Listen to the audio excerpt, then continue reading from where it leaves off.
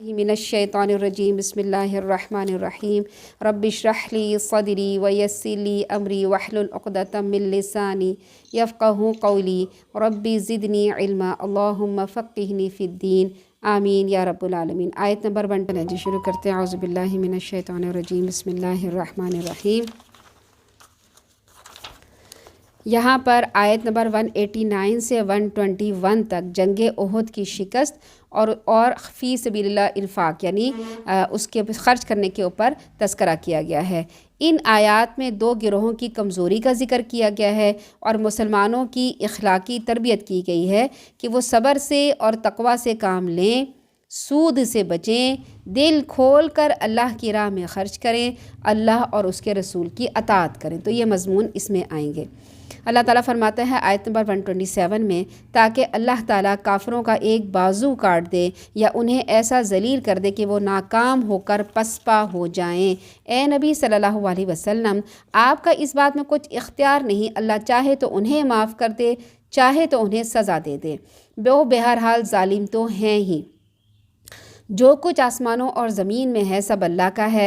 वो जिसे चाहता है माफ़ कर देता है, जिसे चाहता है सज़ा दे देता है।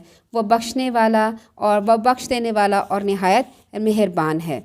अब यहाँ पर सूद की हुर्मत के बारे में ज़िक्र किया गया है। अल्लाह ताला फरमाते हैं, ए ईमान वालो, दुगना चुगना करके सूद मत खाओ और अल्लाह ताला से डरते रहो ताकि तुम आखिरत में निजात पा सको।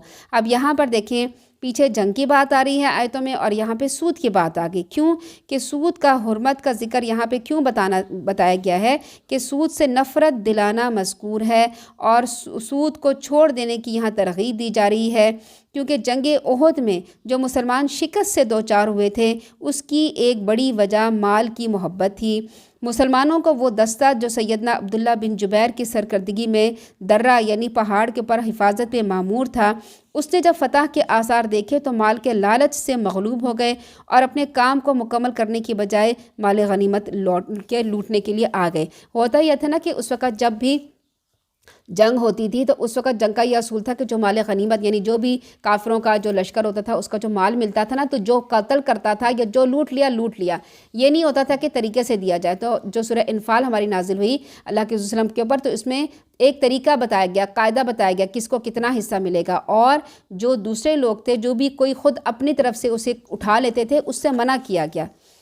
वत्तकुन नारल्लती उइद्दत लिलकाफिरीन, उस आग से बचो जो काफिरों के लिए तैयार की गई है और अल्लाह और उसके रसूल की अताअत करो। यानी यहाँ बताया जा रहा है माल गनीमत ऐसे मत लूटो, अल्लाह और उसके रसूल जिस तरीके से बताएंगे उस तरीके से तुम्हें मिलेगा ताकि तुम पर रहम किया जाए और अपने रब के बख्शिश और उसकी जन्नत की तरफ दौड़ो, यानी उसकी मग़फ़िरत की तरफ दौड़ो। कोई गुनाह हो गया तो अल्लाह ताला से इस्तग़फ़ार करो, जिसका अर्ज़ यानी जन्नत के बारे में बात की जा रही है, जिसका अर्ज़ यानी चौड़ाई आसमानों और ज़मीन के बराबर है, वो उन खुदा तरस लोगों के लिए तैयार की गई है।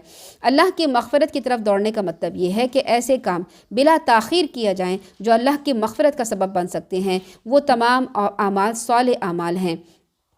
इसके अलावा अल्लाह ताला से इस्तग़फ़ार करना बज़ात ख़ुद अल्लाह ताला की बख्शिश का बहुत बड़ा सबब है। बहुत सी दुआएं हैं जो इस्तग़फ़ार की किताबों में लिखी होती हैं। जन्नत की तरफ दौड़ कर आने का मकसद भी यही है कि ऐसे काम किए जाएं जिनसे जन्नत का हसूल आसानी से हो सके। फिर आगे अल्लाह ताला फरमाते हैं, जो खुशहाली और तंगदस्ती हर हाल में ख़र्च करते हैं, ख़र्च करने की फ़जीलतें बताई जा रही हैं और गुस्से को पी जाते हैं और लोगों को माफ़ कर देते हैं, ऐसे ही नेक लोगों से अल्लाह ताला मोहब्बत करता है। इसीलिए यहाँ पर गुस्से को पी जाने की क्या बात की है कि गुस्से को बर्दाश्त करना बहुत बड़े हौसले का काम है। इसीलिए आपने फरमाया वो बहादुर वो नहीं जो किसी दूसरे को लड़ाई में पछाड़ दे, बल्कि बहादुर वो है जो गुस्से को बर्दाश्त कर ले। एक दफ़ा एक आदमी ने आप सल्लल्लाहु अलैहि वसल्लम से अर्ज़ किया, या रसूलल्लाह मुझे कुछ वसीयत फरमाइए। आपने फरमाया गुस्सा ना किया करो। उसने बार बार वसीयत की दरख्वास्त की, आपने हर बार यही बात जवाब दी। क्यों कि हो सकता है कि वो आदमी ज़्यादा गुस्सा करता हो। हर एक के लिए जब वो पूछते थे ना रसूलल्लाह, तो उसको मुख्तलिफ बताते थे कि उनके मिजाज के लिहाज से। ऐसे लोग जब कोई बुरा काम कर बैठते हैं या वो अपने आप पे जुल्म कर बैठते हैं तो फ़ौरन अल्लाह ताला को याद करते हैं, अपने गुनाहों की माफ़ी मांगने लगते हैं और अल्लाह के सिवा कौन है जो उनके गुनाह माफ़ कर सके। तौबा की फ़जीलत यहाँ बयान की जा रही है कि गुनाह पर इसरार करना या इस्तग़फ़ार करने के बाद वही गुनाह پھر کرتے چلے جانا اصل گناہ سے بھی بڑا گناہ ہے، اور جو لوگ یہ کام کریں وہ یقیناً متقی نہیں ہوتے۔ ہاں یہ ہو سکتا ہے کہ اگر ایک گناہ سرزد ہو گیا، اس کی معافی مانگ لی، پھر دوسرا ہو گیا، اس سے بھی اللہ کی معافی مانگ لی، پھر کوئی اور ہو گیا، اس کی بھی اللہ تعالیٰ سے معافی مانگ لی، اس طرح اگر دن میں 70 بار بھی اللہ تعالیٰ سے معافی مانگی جائے تو اللہ تعالیٰ معاف کر دیتا ہے، کیونکہ انسان خطا کا پتلا ہے، اور اللہ تعالیٰ خطا کار کی معافی مانگنے پر صرف اسے معاف ہی نہیں کرتا بلکہ اس سے خوش بھی ہوتا ہے، اور حقیقت یہ ہے کہ گناہ کے بعد اس کی معافی نہ مانگنے پر بھی اس اصرار کے برابر ہے، جیسے کہ حدیث میں آیا ہے کہ جس شخص نے اپنے گناہ کی معافی مانگ لی، اس نے ضد نہیں کی، یعنی دوبارہ وہ گناہ نہیں کیا، دوسری حدیث میں ہے کہ اس نے ایسے توبہ کی گویا اس نے گناہ کیا ہی نہیں ہے۔ پھر آگے آیت میں اللہ تعالیٰ فرماتے ہیں یہ واقعات لوگوں کے لیے کھلی تنبیہ ہیں اور ڈرنے والوں کے لیے ہدایت بھی ہے اور نصیحت بھی ہے۔ اے مسلمانوں، تم سستی نہ دکھاؤ اور نہ غمزدہ ہو، اور اگر فی الواقع تم مومن ہو تو تم ہی غالب رہو گے۔ اللہ تعالیٰ اس آیت میں تسلی دے رہے ہیں، آیت نمبر 139 میں۔ پھر آگے فرمایا اگر تمہیں کوئی صدمہ پہنچتا ہے تو اس سے پہلے کافروں کو بھی ایسا ہی صدمہ پہنچ چکا ہے، اور یہ فتح اور شکست، یعنی کبھی کسی کو ہم جتاتے ہیں، کسی کو ہم شکست دیتے ہیں، یہ اس لیے ہے کہ ان کے دن تو ہم لوگوں کے درمیان پھراتے رہیں، یعنی کسی کو ہم کبھی فاتح بنا دیں، کسی کو ہم مغلوب بنا دیں، اور اس لیے بھی کہ اللہ ان لوگوں کو جاننا چاہتا ہے جو سچے دل سے ایمان لائے۔ یعنی جنگ احد میں جو حالات پیش آئے تھے وہ اس لیے حالات پیش آئے تھے کہ اللہ تعالیٰ ایمان والوں کو علیحدہ کر دے، ایمان والوں کو جان لے کہ کون سے ایمان والے ہیں، پھر تمہیں میں سے کچھ لوگوں کو گواہ بھی بنانا چاہتا ہے۔ یعنی اگر کسی کے ساتھ جنگ میں کوئی اگر ہار بھی گیا ہے، شکست بھی ہو گئی ہے، تو اس کی بھی بہت سی مصلحتیں ہوتی ہیں، اور اللہ ظالم لوگوں کو پسند نہیں کرتا، اور اس لیے بھی کہ وہ اس آزمائش کے ذریعے مومنوں کو پاک صاف کر کے چھانٹ لے اور کافروں کو ملیا میٹ کر دیں۔ کیا تم نے یہ سمجھ رکھا ہے کہ بس یوں ہی جنت میں داخل ہو جاؤ گے، جبکہ ابھی تک اللہ نے یہ نہیں دیکھا کہ تم میں سے جہاد کرنے والے کون ہیں اور صبر کرنے والے کون ہیں؟ یعنی جب دیکھیں جنگ احد کا واقعہ تھا تو کیا ہوتا، اللہ کے رسول صلی اللہ علیہ وسلم کے اوپر مشکلات تھوڑی سی آئی تھیں، وہ بھی زخمی ہو گئے تھے اور ان کے دندان مبارک ٹوٹ گئے تھے، کیونکہ جنگ کے پہاڑ کے اوپر جن لوگوں کو کھڑا کیا گیا تھا کہ یہاں سے ہلنا نہیں، ہم نیچے موجود ہیں، تم ہماری حفاظت کرنا، جب پیچھے سے دشمن آئے تم نے اس کے اوپر تیر چلانے۔ ہوا یہ تھا کہ جب فتح ہونے لگی اور مارے غنیمت پڑا ہوا تھا، اور جب لوگوں نے دیکھا کہ یہاں پہ کوئی حملہ کرنے والا نہیں ہے، تو اس میں سے 40 لوگ نیچے اتر آئے، 10 لوگ وہیں پہ رہے تھے۔ تو جو نیچے اتر آئے تھے وہ جو پیچھے رہ گئے تھے، تو خالد بن ولید نے دیکھا، وہ پیچھے سے مڑ کے، اس کا تو مسلمان نہیں ہوئے تھے، انہوں نے آ کے زور سے حملہ کیا کیونکہ حفاظت کرنے والے موجود نہیں رہے تھے۔ تو کیا وہ تھا، مال کی محبت میں آ گئے تھے۔ تو یہاں پہ مال کے بارے میں بتایا جا رہا ہے کہ مال کی محبت کو اپنے دل سے نکال دو، اور مال کی محبت جو ہے اللہ تعالیٰ پھر یہ بھی ہوتا ہے نا کہ لوگ کہتے ہیں کہ بھئی اللہ کے رسول صلی اللہ علیہ وسلم موجود ہیں، اس کے باوجود جو ہے ہمارے اوپر کیوں اتنی مشکلات آ رہی ہیں؟ تو اس کی وجہ یہ ہوتی ہے کہ اللہ تعالیٰ نے آزمانا ہوتا ہے لوگوں کو، کہ اللہ تعالیٰ نے یہ دیکھنا ہوتا ہے کہ کون منافق ہے اور کون مومن ہے، کون میری بات کو عمل کرے گا ہی نہیں۔ پھر اللہ تعالیٰ فرمانے تم یوں ہی ایسی جنت میں چلے جاؤ گے، ابھی تک تو میں نے یہ دیکھا ہی نہیں ہے، تمہارا امتحان ہی نہیں لیا۔ یعنی جنت کے جن اعلیٰ درجات اور مقامات پہ اللہ تعالیٰ تمہیں پہنچانا چاہتا ہے، کیا تمہارا یہ خیال ہے یوں بیٹھے بیٹھے آرام سے وہاں پہنچ جاؤ گے؟ اللہ تعالیٰ تمہارا امتحان لے کے یہ نہیں دیکھا کہ جہاد میں حصہ لینے والے، اس میں ثابت قدم رہنے والے کون ہیں؟ جنت کے بلند درجات پر وہی لوگ فائز ہوں گے جو اللہ کی راہ میں ہر طرح کی سختیاں جھیلنے اور قربانیاں پیش کرنے کے لیے تیار ہوں گے۔ آگے آیت میں اللہ تعالیٰ فرماتے ہیں محمد صلی اللہ علیہ وسلم ایک رسول ہی ہیں، ان سے پہلے بہت سے رسول گزر چکے ہیں، اگر وہ وفات پا جائیں، یہ شہید ہو جائیں تو کیا تم الٹے پاؤں پھر جاؤ گے، اسلام چھوڑ دو گے؟ اگر کوئی الٹے پاؤں پھر بھی جائے تو اللہ کا کچھ نہیں بگاڑ سکتا، اور اللہ شکر گزاروں کو اللہ تعالیٰ جلد ہی اچھا بدلہ عطا کرے گا۔ اس آیت میں مسلمانوں کو نہایت جرأت مندانہ سبق سکھایا جا رہا ہے، جس سے میدان جنگ میں بہادری و شجاعت کے جوہر دکھانے میں کئی گنا اضافہ ہوتا ہے۔ اور اس پچھلی آیت میں اللہ تعالیٰ فرما رہے ہیں کہ اگر اللہ کے رسول صلی اللہ علیہ وسلم جن کی بات تم مانتے ہو اور جن کی اطاعت تم کرتے ہو، جن سے تم محبت کرتے ہو، جب وہ اس دنیا سے چلے جائیں گے تو کیا تم دین چھوڑ دو گے؟ وہ یہ تھا کہ جب اللہ کے رسول صلی اللہ علیہ وسلم کا انتقال ہوا تھا، بہت سے لوگ مرتد ہو گئے تھے، بہت سے لوگ دین ایمان سے پھر گئے تھے، تو پھر سیدنا ابو بکر نے مرتدین سے جہاد کیا تھا، اور پھر انہوں نے کہا تھا کہ جہاد ہم ان مرتد سے کریں گے، تو پھر انہوں نے ایسے مرتدین سے جہاد کیا، انہیں شکست فاش دی، کچھ مارے گئے اور باقی پھر سے دین اسلام میں داخل ہو گئے، گویا ان لوگوں نے اپنا ہی نقصان کیا تھا اور اسلام اللہ کے فضل سے بلند رہا تھا۔ پھر آگے اللہ تعالیٰ فرماتے ہیں ان کی بس دعا یہی تھی. آگے آیت نمبر 148 میں یہ لوگ یہ دعا کرتے تھے کہ اے ہمارے رب ہمارے گناہ بھی معاف فرما دے، اور ہمارے کام میں اگر زیادتی ہو گئی ہے تو اسے بھی معاف فرما دے، ہمیں ثابت قدم رکھ اور کافروں کے مقابلے میں ہماری مدد فرما. تو اللہ تعالیٰ نے انہیں دنیا کا بدلہ بھی دیا اور آخرت کا ثواب بھی تو بہت خوب ہے، اور ایسے ہی نیک عمل کرنے والوں کو اللہ تعالیٰ محبوب رکھتا ہے. دیکھیں جنگ ہے، جنگ کے اندر قدم جمانے کافروں سے لڑنا ہے، لیکن اب ہمارے لیے تو جنگ نہیں ہے، ہم تو گھریلو عورتیں، ہم تو گھر میں بیٹھے ہیں، ہم کیا کریں؟ ہمارے لیے بھی بہت سے مشکلات پیش آتی ہیں. ہر وقت صبح سے شام میں ہمارے پاس دو راستے ہوتے ہیں کسی بھی کام کے، کہ یہ دائیں راستہ آسان والا راستہ اختیار کریں یا مشکل والا راستہ اختیار کریں. تو جو اپنے آپ کو قدم جمائے گا اور جو یہ کہے گا کہ میں نے دین پر عمل کرنا ہے، اور اس کے لیے اپنے گھر والوں سے بھی تھوڑا سا وہ ہٹ جائے گا، کیونکہ جب آپ دین کی طرف، مثال کے طور پر اگر کوئی نقاب بھی کرنا شروع کرتا ہے، پردہ ہی کرنا شروع کرتا ہے، تو جو نہیں کر رہا ہوتا تو سب سے پہلے گھر والے ہی کہتے ہیں کہ یہ کہاں سے اب آپ نے شروع کر دیا ہے، اور اب آپ اتنی ایج کی ہو گئی ہیں، اب آپ کو کرنے کی کیا ضرورت ہے. اور بچوں کے رشتے ناتے ہوں گے تو لوگ کہیں گے کیسے بیکورڈ لوگ ہیں، یہ تو پردہ کرتے ہیں، تو برقع کرتے ہیں. تو اس قسم کی باتیں سننے کو ملتی ہیں. تو اس وقت کیا کرنا ہے؟ دعا کرنی ہے، اے ہمارے رب ہمارے گناہ بھی معاف فرما، یعنی جو ہو گیا سو ہو گیا، اب ہم نے دین پر عمل کرنا شروع کر دیا ہے، ہمارے کام میں اگر زیادتی ہو گئی ہے تو اسے بھی معاف فرما دے، ہمیں ثابت قدم رکھ، جو ہم نے دین کا کام کرنے کے لیے بیڑا اٹھایا ہے اس پہ ثابت قدم رکھ، اور کافروں کے مقابلے میں، یعنی جو بات ہماری نہیں مان رہا اس کے مقابلے میں ہماری مدد فرما. تو اللہ تعالیٰ نے انہیں دنیا کا بدلہ بھی دیتا ہے اور آخرت کا ثواب تو بہت زیادہ دے گا. ایسے ہی نیک عمل کرنے والوں کو اللہ محبوب رکھتا ہے. تو دیکھیں ہمارے لیے بھی اس میں بہت بڑی دعا ہے. تو اس دعا کو ہم نے، یہ جو دعائیں ہوتی ہیں نا قرآنی دعائیں، ان پہ نشان لگا لیا کریں، گھر میں ایک ڈائری بنائیں، اس ڈائری میں روز ایک دعا لکھ لیں. اور یہ میں نے یہ کام کیا ہے، تو جب سے میں دین کی طرف آئی ہوں میں نے ایک ڈائری الحمدللہ بنا لی ہے، اور ابھی تک جتنی دعائیں اوتھینٹک دعائیں ہوتی ہیں قرآن حدیث اس میں لکھتی رہتی ہوں، اور وہ روز دعا مانگتی رہتی ہوں. تو پھر حزب حال جب دعا مانگتے ہیں تو پھر کیا ہوتا ہے؟ اللہ تعالیٰ دعا قبول کرتے ہیں. آگے اللہ تعالیٰ فرماتے ہیں اے ایمان والو اگر تم کافروں کی بات مانو گے تو وہ تمہیں الٹے پاؤں یعنی اسلام سے پھیر دیں گے، اور تم خسارہ پانے والوں میں سے بن کر لوٹو گے. حقیقت یہ ہے اللہ ہی تمہارا سرپرست ہے اور وہ سب سے اچھا مددگار ہے.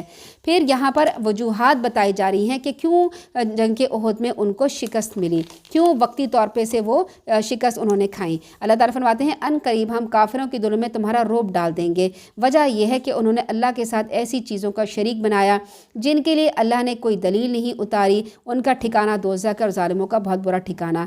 کیوں کافروں کے ساتھ جنگ کی جاتی ہے؟ کہ وہ شرک چھوڑ دیں اور دین توحید کی طرف آ جائیں. آج کل کی جنگوں کی طرح نہیں کہ کوئی تیل حاصل کرنے کے لیے، کوئی اقتدار حاصل کرنے کے لیے، کوئی اپنے نام و شہرت حاصل کرنے کے لیے جنگ کرتا ہے، کوئی اپنا مال بڑھانے کے لیے، کوئی دوسرے کے اوپر قبضہ کرنے کے لیے جنگ کرتا ہے. نہیں، بلکہ جنگ کس سے کرنی چاہیے؟ اللہ کا کلمہ بلند کرنے کے لیے، شرک کو دور کرنے کے لیے. بلا شبہ اللہ تعالیٰ نے تم سے جو وعدہ کیا تھا اسے پورا کر دکھایا. جبکہ تم جنگ احد میں پہلے شروع میں کافروں کو اللہ کے حکم سے خوب قتل کر رہے تھے، پھر تم نے بزدلی دکھائی اور نبی کے حکم میں جھگڑنے لگے، اور اپنی پسندیدہ چیز نظر آنے کے بعد یعنی مال غنیمت نظر آنے کے بعد جو تم نے اپنے سردار کی نافرمانی کی، تم میں سے کچھ تو وہ تھے جو دنیا چاہتے تھے اور کچھ آخرت. یہاں پہ اللہ تعالیٰ فرما رہے ہیں کیا وجوہات تھی اس آیت میں؟ اذا فشلتم یعنی تفشلا، کمزوری دکھائی، تنازعتم حکم رسول میں اختلاف کیا، پھر وعصیتم تم نے نافرمانی کی، پھر یرید الدنیا کچھ دنیا کی محبت کے طالب تھے، انفسکم تمہارے اندر بھی کچھ کمزوریاں تھیں. تو اللہ تعالیٰ فرما رہے ہیں اس ایک آیت میں بتایا ہے کہ کس وجہ سے تمہیں شکست اس وقت وقتی طور پہ ہوئی. اور بے شک اللہ تعالیٰ نے تمہیں کافروں کے مقابلے میں پسپا کر دیا تاکہ وہ تمہاری آزمائش کرے. یعنی جب وہ شکست ہوئی نا تو کیا آزمائش تھی؟ یہ کیسے ہو سکتا ہے کہ اللہ کے رسول ہمیں موجود ہے اور ہمیں شکست ہو جائے؟ انسان سوچ آتا ہے نا کہ اللہ کے رسول ہیں، ان کے لیے تو فرشتے اتریں گے اور ان کی تو ہر طرف سے مدد کی جائے گی، ہو نہیں سکتا کہ ان کے ہوتے ہوئے کسی کو شکست ہو جائے، وہ تو اکیلے سب کو کافی ہوں گے. تو ان باتوں سے مسلمانوں کی آزمائش کی جاتی تھی کہ دیکھو پیغمبر ہونے کے باوجود شکست ہوئی ہے تو اس شکست کی وجوہات تلاش کرو. اگر اس وقت یہ شکست نہ ہوتی اور لوگ وجوہات تلاش نہ کرتے تو آج قیامت تک جب مسلمانوں کو شکست ہوتی ہے نا تو مسلمان اپنی وجوہات تلاش نہ کرتے مسلمان کہتے وہ تو اللہ کے رسول تھے نا، ان کے اوپر فرشتے اترتے تھے، وہ تو اکیلے بھی کافی ہوتے تھے، وہ تو بس نظریں دیکھتے تھے اور دشمن وہیں پہ گرنے لگتے تھے۔ ایسے اگر معجزات اللہ کے رسول سے دکھا دیا جاتے تو کیا ہوتا؟ ہم مسلمان بھی بزدلی دکھاتے، ہمت نہیں کرتے، ہم اسلحہ نہیں جمع کرتے، ہم اپنے زور بازو پہ لڑتے نہیں، ہم اپنی فوج نہیں بناتے، تو یہ کیا بات ہے؟ ہم پیچھے ہو جاتے۔ تو اللہ تعالیٰ نے اس وقت یہ بتایا دیکھو تدبیر بھی کرو اور اللہ تعالیٰ سے مجھ سے دعائیں بھی کرو۔ اور وہ وقت بھی یاد کرو جب جنگ احد میں تم بھاگے چلے جا رہے تھے اور کسی کی طرف مڑ کے دیکھتے بھی نہیں تھے، حالانکہ اللہ کا رسول تمہیں پیچھے سے بلا رہے تھے، پھر اللہ نے تمہیں رنج پر رنج دیے تاکہ تم ایسی بات پہ غم نہ کرو جو تمہارے ہاتھ سے نکل جائے، اور نہ ایسی مصیبت پہ غم کرو جو تم پر نازل ہو۔ جو کام بھی تم کرتے ہو اللہ ان سے خوب واقف ہے۔ جب اللہ کے رسول صلی اللہ علیہ وسلم نیچے گر گئے تھے اور ان کو چوٹ لگ گئی تھی اور یہاں پہ کڑیاں گھس گئی تھیں، اس کے بعد جب ٹھیک کر دیا تو پھر کیا لوگ دوڑ دوڑ کے جا رہے تھے، لوگوں میں یہ افواہ مشہور ہو گئی، نعوذ باللہ نعوذ باللہ اللہ کے رسول صلی اللہ علیہ وسلم شہید کر دیے گئے ہیں، اور کوئی بھی ایسا بندہ نہیں ہے جو رسول کو شہید کر سکے۔ تو پھر کیا ہوا؟ وہ سب بھاگے تو پھر رسول صلی اللہ علیہ وسلم پیچھے سے بلا رہے تھے، آوازیں دے رہے تھے کہ آ جاؤ، تو ان کو نہیں پتہ چلا تھا۔ پھر اس غم کے بعد اللہ نے تم میں سے کچھ لوگوں پر امن بخشنے والی اونگ طاری کر دی۔ کچھ ایسے لوگ بھی تھے جنہیں صرف اپنی جانوں کی فکر پڑی ہوئی تھی، کچھ لوگ کہتے تھے ہم اپنی جان بچا لیں، وہ اللہ کے متعلق ناحق اور جاہلیت کے گمان کر رہے تھے۔ وہ کہہ رہے تھے یہ کیسے ہو گیا؟ اللہ کے رسول اگر یہ سچے رسول ہیں تو یہ شکست کیسے کھا گئی؟ ان کو چوٹ کیسے لگ گئی؟ یہ گر کیسے گئے؟ ان کے خون کیسے نکل آیا؟ تو یہ جو ہے باتیں وہ جو تھے لوگوں سے ان کو اس وقت آزمایا جا رہا تھا کہ بھائی ان کو آزما رہے تھے اللہ تعالیٰ کہ یہ کیسے ہو وہ ایسی باتیں کر رہے تھے۔ تو ایسی باتیں کرنے کے بعد کیا ہوا کہ وہ منافقین علیحدہ ہوتے گئے، پتہ چلتے گئے اچھا یہ لوگ تو منافق ہیں۔ پھر اللہ تعالیٰ فرماتے ہیں وہ اپنے دلوں میں ایسی باتیں چھپائے ہوئے ہیں جنہیں وہ آپ کے سامنے ظاہر نہیں کر سکتے۔ کہتے ہیں اگر اس معاملے میں یعنی جنگ احد میں ہمارا کچھ بھی عمل دخل ہوتا تو ہم یہاں نہیں مارے جاتے۔ آپ صلی اللہ علیہ وسلم ان سے کہیے اگر تم لوگ اپنے گھروں میں رہتے تب بھی جن لوگوں کا مرنا مقدر ہو چکا تھا وہ یقیناً اپنی قتل گاہوں کی طرف نکل آتے، کیونکہ اللہ تعالیٰ کی یہ تقدیر ہے جس مقام پر کسی کی موت واقعہ ہونا مقدر ہوتی ہے وہ کسی نہ کسی بہانے اپنے مقررہ مقام پر وہاں پہنچ جاتا ہے۔ تو یہ کہنا کہ تم جنگ میں نہ جاؤ تم زندہ بچ جاؤ گے، ایسے کیسے ہو سکتا ہے؟ دیکھیں جنگ احد میں جو منافقین نہیں نکلے تھے، جو واپس چلے گئے تھے، آخر وہ بھی تو کچھ عرصے بعد فوت ہو گئے۔ جنگ احد میں لڑنے والے، جنگ بدر میں لڑنے والے مجاہدین اور صحابہ کرام اسی طرح ان کے درجات بلند ہو گئے، سب فوت ہو چکے ہیں، سب اللہ کے پاس پہنچ گئے، کچھ جلدی، کچھ جنگوں میں مرے، کچھ جنگ کے بعد مرے، کوئی ہمیشہ زندہ تو نہیں رہا۔ لیکن کن کا نام بلند ہوا؟ جنہوں نے اللہ کے رسول صلی اللہ علیہ وسلم کا ساتھ دیا، جنہوں نے جنگ احد میں شہادت حاصل کی، جنگ احد میں اور بدر میں اور باقی جنگوں میں اللہ کے رسول صلی اللہ علیہ وسلم کے ساتھ مل کر کافروں کے ساتھ انہوں نے لڑائی کی۔ جو لوگ منافق تھے وہ بھی تو آخر چلے گئے اس دنیا سے، موت تو انہیں بھی آگے، کیا وہ زندہ ہیں آج تک؟ کبھی بھی نہیں، وہ بھی فوت ہو چکے ہیں، لیکن ان کا نام کس طرح سے لیا جاتا ہے اور آخرت میں ان کا کیا حشر ہوگا۔ تو ہر وقت انسان کے آگے دو راہ ہوتی ہے، ہم نے کون سا کام اختیار کرنا ہے، ہمیں کیا اس کی جزا ملے گی، ہم نے کون سا کام اختیار کرنا ہے اس کی کیا سزا ملے گی۔ ہر وقت ہم انسانوں کے لیے بھی یہ دو راہیں ہمارے سامنے موجود ہوتی ہیں۔ تو کیا کرنا چاہیے؟ منافقت کو اس کو چھوڑ کر خلوص دل کے ساتھ جو اللہ اور اس کے رسول نے کہا ہے اس پر عمل کرنے کی کوشش شروع کر دینی چاہیے۔ اللہ تعالیٰ فرما رہے ہیں جس دن دونوں لشکروں کی مڈ بھیڑ ہوئی تو تم میں سے کچھ لوگ پسپا ہو گئے، اور اس کی وجہ یہ تھی کہ ان کی بعض لغزشوں کی بنا پر یعنی غلطیوں کی بنا پر شیطان نے ان کے قدم ڈگمگا دیے تھے۔ بلا شبہ اللہ نے انہیں معاف کر دیا کیونکہ اللہ بہت درگزر کرنے والا بردبار ہے، یعنی اللہ نے ان لوگوں کو معاف کر دیا تھا جو درے پہ موجود تھے اور نیچے آ گئے تھے مال دیکھ کے، کیونکہ اس وقت جو تھا قرآن کی آیتیں اس طرح سے نہیں اتری تھی، ان کے دل سے ابھی محبت مال کی نہیں نکلی تھی، ابھی سارا مال غنیمت کے بارے میں، تقسیم کے بارے میں جو آیات تھی وہ نہیں اتری تھی، ان کو نہیں معلوم تھا، اس لیے وہ نیچے آ گئے۔ پھر اللہ تعالیٰ فرماتے ہیں کہ اللہ تعالیٰ نے بزدلی اور مایوسی سے منع کیا۔ اس آیت میں فرماتے ہیں اے ایمان والو کافروں کی طرح نہ ہونا، جب ان کے بھائی بند سفر پر یہ جہاد پہ نکلتے ہیں تو انہیں کہتے ہیں کہ اگر وہ ہمارے پاس رہتے تو نہ مرتے اور نہ مارے جاتے۔ اللہ تعالیٰ ان کی اس قسم کی باتوں کو ان کے دلوں میں حسرت کا سبب بنا دیتا ہے، اور حقیقت یہ ہے اللہ ہی زندہ رکھتا ہے اور اللہ مارتا ہے، اور جو کام تم کرتے ہو اللہ تعالیٰ انہیں خوب دیکھ رہا ہے۔ آیت نمبر 156۔ یعنی ایسے خیالات کہ اگر فلاں سفر یا جہاد پہ نہ جاتا تو شاید بچ جاتا، محض حسرت ہی حسرت ہے، ورنہ جو اللہ گھر میں زندہ رکھتا ہے جہاد میں بھی رکھ سکتا ہے، اور جو جہاد میں مار سکتا ہے وہ گھر میں بھی مار سکتا ہے۔ خالد بن ولید نے بہت ساری جنگیں لڑیں، ان کے جسم کا کوئی حصہ نہیں تھا جہاں تلوار کا نشان نہ ہو، مگر وہ جہاد میں شہادت کا شوق لیے اپنے گھر کے بستر پہ فوت ہوئے تھے۔ وہ جنگ میں فوت نہیں، وہ چاہتے تھے کہ میں جنگ میں شہید کیا جاؤں، مگر وہ بستر میں فوت ہوئے۔ اور جو چاہتا تھا کہ میں جنگ میں نہ شہید کیا کو نہیں مارا جاؤں، وہ گھر میں بیٹھ رہا کہ میں گھر میں حفاظت سے رہوں، نہیں، وہ جا کے جنگ میں جا کے شہید ہوئے، جنگ میں جا کے مارے گئے۔ تو جو لوگ یہ چاہتے ہیں کہ اللہ کی رضا کے لیے کام کیے جائے تو انہیں اللہ کی رضا کے لیے اٹھ کھڑے ہونا چاہیے۔ انہیں یہ نہیں دیکھنا چاہیے کہ ہم یہاں جائیں گے، پھر یہ نہیں کہنا چاہیے اچھا فلاں نہیں جاتا تو آج بچ جاتا۔ جیسے کہیں کسی کا ایکسیڈنٹ ہو جائے تو کہتے ہیں کہ کاش وہ نہ جاتا تو اس کا ایکسیڈنٹ نہیں ہوتا، کاش وہ نہیں جو ہے اگر ہم اس کو نہیں بھیجتے تو وہ اس طرح سے نہیں مرتا، ہائی وہ فلانی جگہ پہ نہیں جاتا تو اس کے ساتھ حادثہ پیش نہ آتا۔ ایسے نہیں کہنا چاہیے، کیونکہ اللہ تعالیٰ نے بندے کو وہیں بھیجنا ہوتا ہے جہاں اس نے قتل ہونا ہوتا ہے، جہاں پہ اس نے اس کی جان نکلنی ہوتی ہے۔ اللہ تعالیٰ فرماتے ہیں اگر تم اللہ کی راہ میں مارے جاؤ یا مر جاؤ، بہرحال اللہ کی بخشش اور رحمت ان سب چیزوں سے بہتر ہے جنہیں یہ لوگ جمع کر رہے ہیں۔ اگر تم خود مر جاؤ یا مارے جاؤ، بہر حال میں تمہاری بازگشت اللہ ہی کی طرف ہوگی۔ اللہ کی یہ کتنی بڑی نعمت ہے کہ اے پیغمبر صلی اللہ علیہ وسلم، آپ صلی اللہ علیہ وسلم ان کے حق میں نرم مزاج واقع ہوئے ہیں۔ اس آیت نمبر 159 میں بتایا جا رہا ہے کہ دین کی تبلیغ کرنے والوں کو نرم زبان، اچھا اخلاق والا ہونا چاہیے۔ یہاں پر اللہ کے رسول وسلم کے اخلاق کے بارے میں بیان کیا جا رہا ہے کہ آپ ان کے حق میں نرم مزاج ہیں۔ اگر آپ تند مزاج اور سنگ دل ہوتے تو یہ سب لوگ آپ کے پاس سے تتر بتر ہو جاتے۔ اللہ تعالیٰ فرما رہے ہیں کہ اللہ کے رسول صلی اللہ علیہ وسلم اگر سخت مزاج ہوتے، سختی کے ساتھ بولتے تو لوگ ان کے پاس سے چھٹ جاتے۔ اب آپ دیکھیں لوگ ہمارے پاس سے کیوں چھٹتے ہیں؟ جب ہماری زبان میں کوئی سختی آتی ہے، بد اخلاقی آتی ہے۔ تو اخلاق کتنی بڑی نعمت ہے، اچھی زبان کی وجہ سے، میٹھی زبان کی وجہ سے لوگ دوست بن جاتے ہیں۔ لہٰذا ان سے درگزر کیجئے، ان کے لیے بخشش طلب کیجئے اور دین کے کام میں ان سے مشورہ کیجئے۔ یہ ان کے لیے بولا جا رہا ہے جنہوں نے جنگ احد میں غلطی کی تھی۔ ہم سے کوئی غلطی ہو جاتی ہم کہتے ہیں اب اس کو تو اپنے ساتھ شامل نہیں کرنا، اس نے اتنی بڑی غلطی کر دی، اتنا ہمارا نقصان کر دیا، جبکہ جنگ احد میں کتنے لوگ شہید ہو گئے تھے ان کے اس غلطی کی وجہ سے۔ اللہ کے رسول کو چوٹ پہنچی تھی، ان کے دندان مبارک شہید ہو گئے تھے، پھر اس کے باوجود اللہ تعالیٰ نے ان کو فرمایا کہ ان کو معاف کر دو اور پھر دوبارہ انہیں اپنے سامنے ساتھ شامل کرو۔ پھر جب مشورہ کرنے کی ضرورت آئے تو ان سے بھی مشورہ کر لو۔ پھر جب کسی رائے کا پختہ ارادہ کر لیں تو اللہ پر بھروسہ کیجیے۔ بلا شبہ اللہ تعالیٰ بھروسہ کرنے والوں کو پسند کرتا ہے۔ اللہ تعالیٰ تمہاری مدد کرے تو تم پر کوئی غالب نہیں آ سکتا، اور اگر تمہیں بے یار و مددگار چھوڑ دے تو پھر اس کے بعد کون ہے جو تمہاری مدد کر سکے؟ لہٰذا مومنوں کو اللہ ہی پر بھروسہ کرنا چاہیے۔ یہ نبی کے شایان شان نہیں کہ وہ خیانت کرے، یہاں خیانت کا انجام بتایا جا رہا ہے۔ اور جو شخص خیانت کرے گا وہ قیامت کے دن اسی خیانت کردہ چیز سمیت حاضر ہو جائے گا۔ پھر ہر شخص کو اس کی کمائی کا پورا بدلہ دیا جائے گا، اس پر کچھ ظلم نہیں ہوگا۔